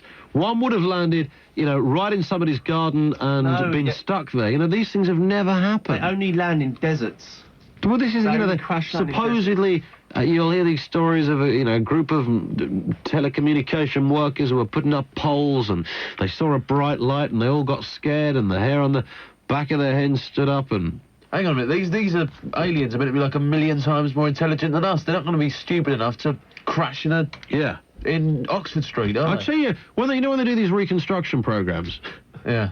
I tell you when you know you're onto a bad story. Yeah. Okay? Go on. This is when you know you're going to get a story. This is when you know you're going to get the worst kind of reconstruction in the world. Yeah. Yeah, Channel 5. Is that okay, this is... You always know, because you hear that famous line come out of the screen when they tell the audience and everybody watching that we're about to show you a reconstruction. Most of the characters are played by actors, but the workers are playing themselves. Oh dear. Yeah. Always on a hiding to nothing. When anybody plays themselves in a reconstruction, don't ever go there. Why do they... Well, what do the BBC or Channel 5 for whoever they happen to be, why do they allow that to go ahead? Yeah, that happens in 999 as well. But it even happens on Crime Watch. 999's the classic one. Oh, 999's the classic one, when the man, has to relive being stuck under a steamroller. Reconstruct drowning, here we go. Yeah. Having a javelin threaded through your head. That's right. Bravely Martin relived this for us and played the part of the victim himself. Can you get this javelin out, please? I think you made more noise than that the first time round, actually. They try and do as well. They notice they always try and get actors that look like the real people. Yes, for some reason. Like it would be totally stupid. That's always the best bit. It's just the kind of converse of that when the victim is played by an actor, and you don't see the real person right to the very end, do you? So you go through the whole thing. They tell you they've already explained it. They've kind of set it up, and then they show you the reconstruction. You've got this, guy playing the part, and then right at the very end, they just give you a brief reaction from the real victim who's sat in one of those, with a black background and just sat by a chair. And I what's the point? Yeah, I know. But never, reconstruction with the real people in it are always terrible because you get that there's usually a group of blokes in a wood chopping up some branches, and all of a sudden you hear this, "Ah!" and they turn around and go, "Dave, did you hear that? I think it was Mick." And they down their tools and they all run into the bushes. And there's this guy there, with his, half his head hanging off, holding a bow saw into his face. Oh my God, let's call an ambulance. But unfortunately, the terrain was so bad, it would take the ambulance at least 30 minutes to get there. And Dave was losing blood fast. Every time. Everybody watches that just thinking, you always watch it and just want to say all the way through, what a bunch of divs, keeping 5 bottles of paraffin right next to the open fire. Yeah, there's always a glaring error, isn't there? Everyone's a complete div in that. I'm sorry. The one that always reminds me, which was a horrific accident, was a guy, he was sat on his tractor. That's not even funny, Pete. The bloke was sat on his tractor, and the tractor tipped up, and I think his bales of hay, which numbered many, all fell on him. I think it fell on his head or something, and it hit him right on the head, and broke his neck. But he was just sat there. He just literally couldn't move. And he just sat there, and he thought, well, that's it. There's not a soul around. Yeah, what can you do? Had his dog with him, didn't he? You see, when the old dogs are there, everybody's happy. Well trained. The old lassie. Is that what happened? So he, I believe that was the outcome. I'll tell you what, though, that Javelin episode stayed with me forever. Did you see that one? Yeah. It really gave me nightmares for nights. It was through his neck, wasn't it? That's straight through his forehead. It was through his forehead. It was through his forehead. Not through his forehead, but through the... I'm sure it wasn't there. It was somewhere around here. It was his neck. It was his neck. No, the whole thing was that it was his head, somewhere through his eye. Oh, his forehead. You've been buying those comedy arrows from novelty shops. I thought it was through here like that, coming out either side of his ears. Well, folk have had some strange things stuck in their heads, so I mean, maybe it was through his. Yeah. Oh, you imagine that. It went right through, didn't it? One of the questions we should put out is, did anybody go on a 999 Lifesavers course? That is just their way of saying, no, this is not a gratuitous tabloid programme aimed at getting loads and loads of people watching just for the sheer gore value, despite the fact we're the BBC and ain't supposed to do that. This is, in fact, a serious advisory programme. And if you disbelieved us, then you've only got to look, because why? Michael Burke presents it. Yes, because he's very serious and he wouldn't do anything flippant. And in case you doubted that, we've also got the tips for you, top tips if your friend swallows a television set, Because the Heimlich manoeuvre, as they call it. That's it, yeah. You know when you swallow something? Yeah. And you're supposed to do that strange kind of almost sort of sexual movement behind somebody. That's right, yeah. And they cough up whatever they're always boring stories. Yeah, but they're always the beginning. Yeah, the beginnings are really good. The scariest one ever, actually, the scariest one ever, and I think it was a 999, was when the guy and his father-in-law were flying a plane. He was on his first ever flying lesson, and he was, I don't know whereabouts in the plane he was, or the front or the back. It was one of those short, two-seater planes. Yeah. And he was with his father-in-law, and first flying lesson. And his father-in-law was training him. And his father-in-law, had a heart attack. Oh. How selfish. And indeed. It's that Frank Spencer episode, isn't it? And he was stuck up there, this guy, and he'd never flown, and he didn't know a thing. Did he have a radar down? And he had, he managed to get the radio and talk to somebody and said, look, I'm in an aeroplane. My father-in-law's collapsed. I don't know what the hell's going on. Forget the line thing. That's got to be the scariest thing. That is the scariest thing. And a couple of things happened. One was that they were trying to talk to him from down there. But then a guy who was also pleasure flying himself, flew alongside him, just as like a mental sort of confidence booster. Sure, yeah. And I think he could talk to him as well. The saddest thing was that the old man was dead in the back, which they didn't know until they got down. So you're like a double whammy there. But the guy actually managed to do a perfect landing. Really? Because that's something, you see, you do learn things from this, right? Apparently, and anyone who, I might be telling this totally wrong, but it was something like, a bit like a car, but with wings and in the air. But when you go to land, you've got to do this, you've got to get the right balance between your braking and your acceleration or whatever. Yeah. Yeah. And if you miss that balance, the plane just goes straight down. Drops out the sky. You know, there's no. If you don't know what you're doing, There's no between. There's no between. Yeah. That's the potential of it. Yeah. Oh God. And he did a perfect landing, but I can't think of anything more horrific. And the other thing about 999 is, you know, when they did like the prognosis, as it were, not the prognosis, it's the wrong word, but the interview after the end, where they showed the scene. They said the interview does that thing that you always do, where he's like in the background. And you They're always in the background. Yeah, they're always in the background. How does it go? Well, you get that. It's usually people in bed sits where you see this more. That's it. Yeah. Whenever they're interviewing somebody in bed sits, or they'll say. So how's the accident affected you now? Is it like in sound terms, in television sound? Is it known as like the 20-foot rule? where they just stand off mic to us because they always get the that atmosphere. Yeah, it's always the same thing, isn't it? They love all of that. They really do. But yeah, long live 999 programs, but never trust a reconstruction where anybody plays themselves. What is that guy driving on the telly? Put Sky News on. Check this guy out. What the hell is that? Look at that. Would you not feel a prized prawn driving down the road in that? What the hell is it? It's a solar-powered car. That's exactly what it is. But it's not much use in London, is it, really? You can imagine going down Oxford Street in that.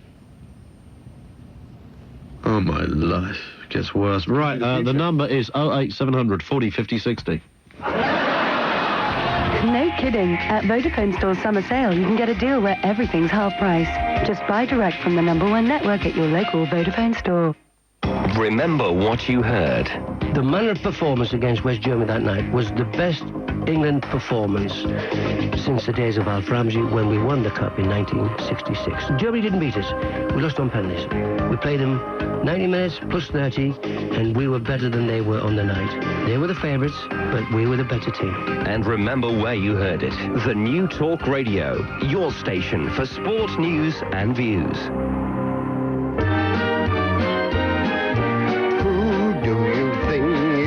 Kidding, Mr. Hitler, if you think we're on the run.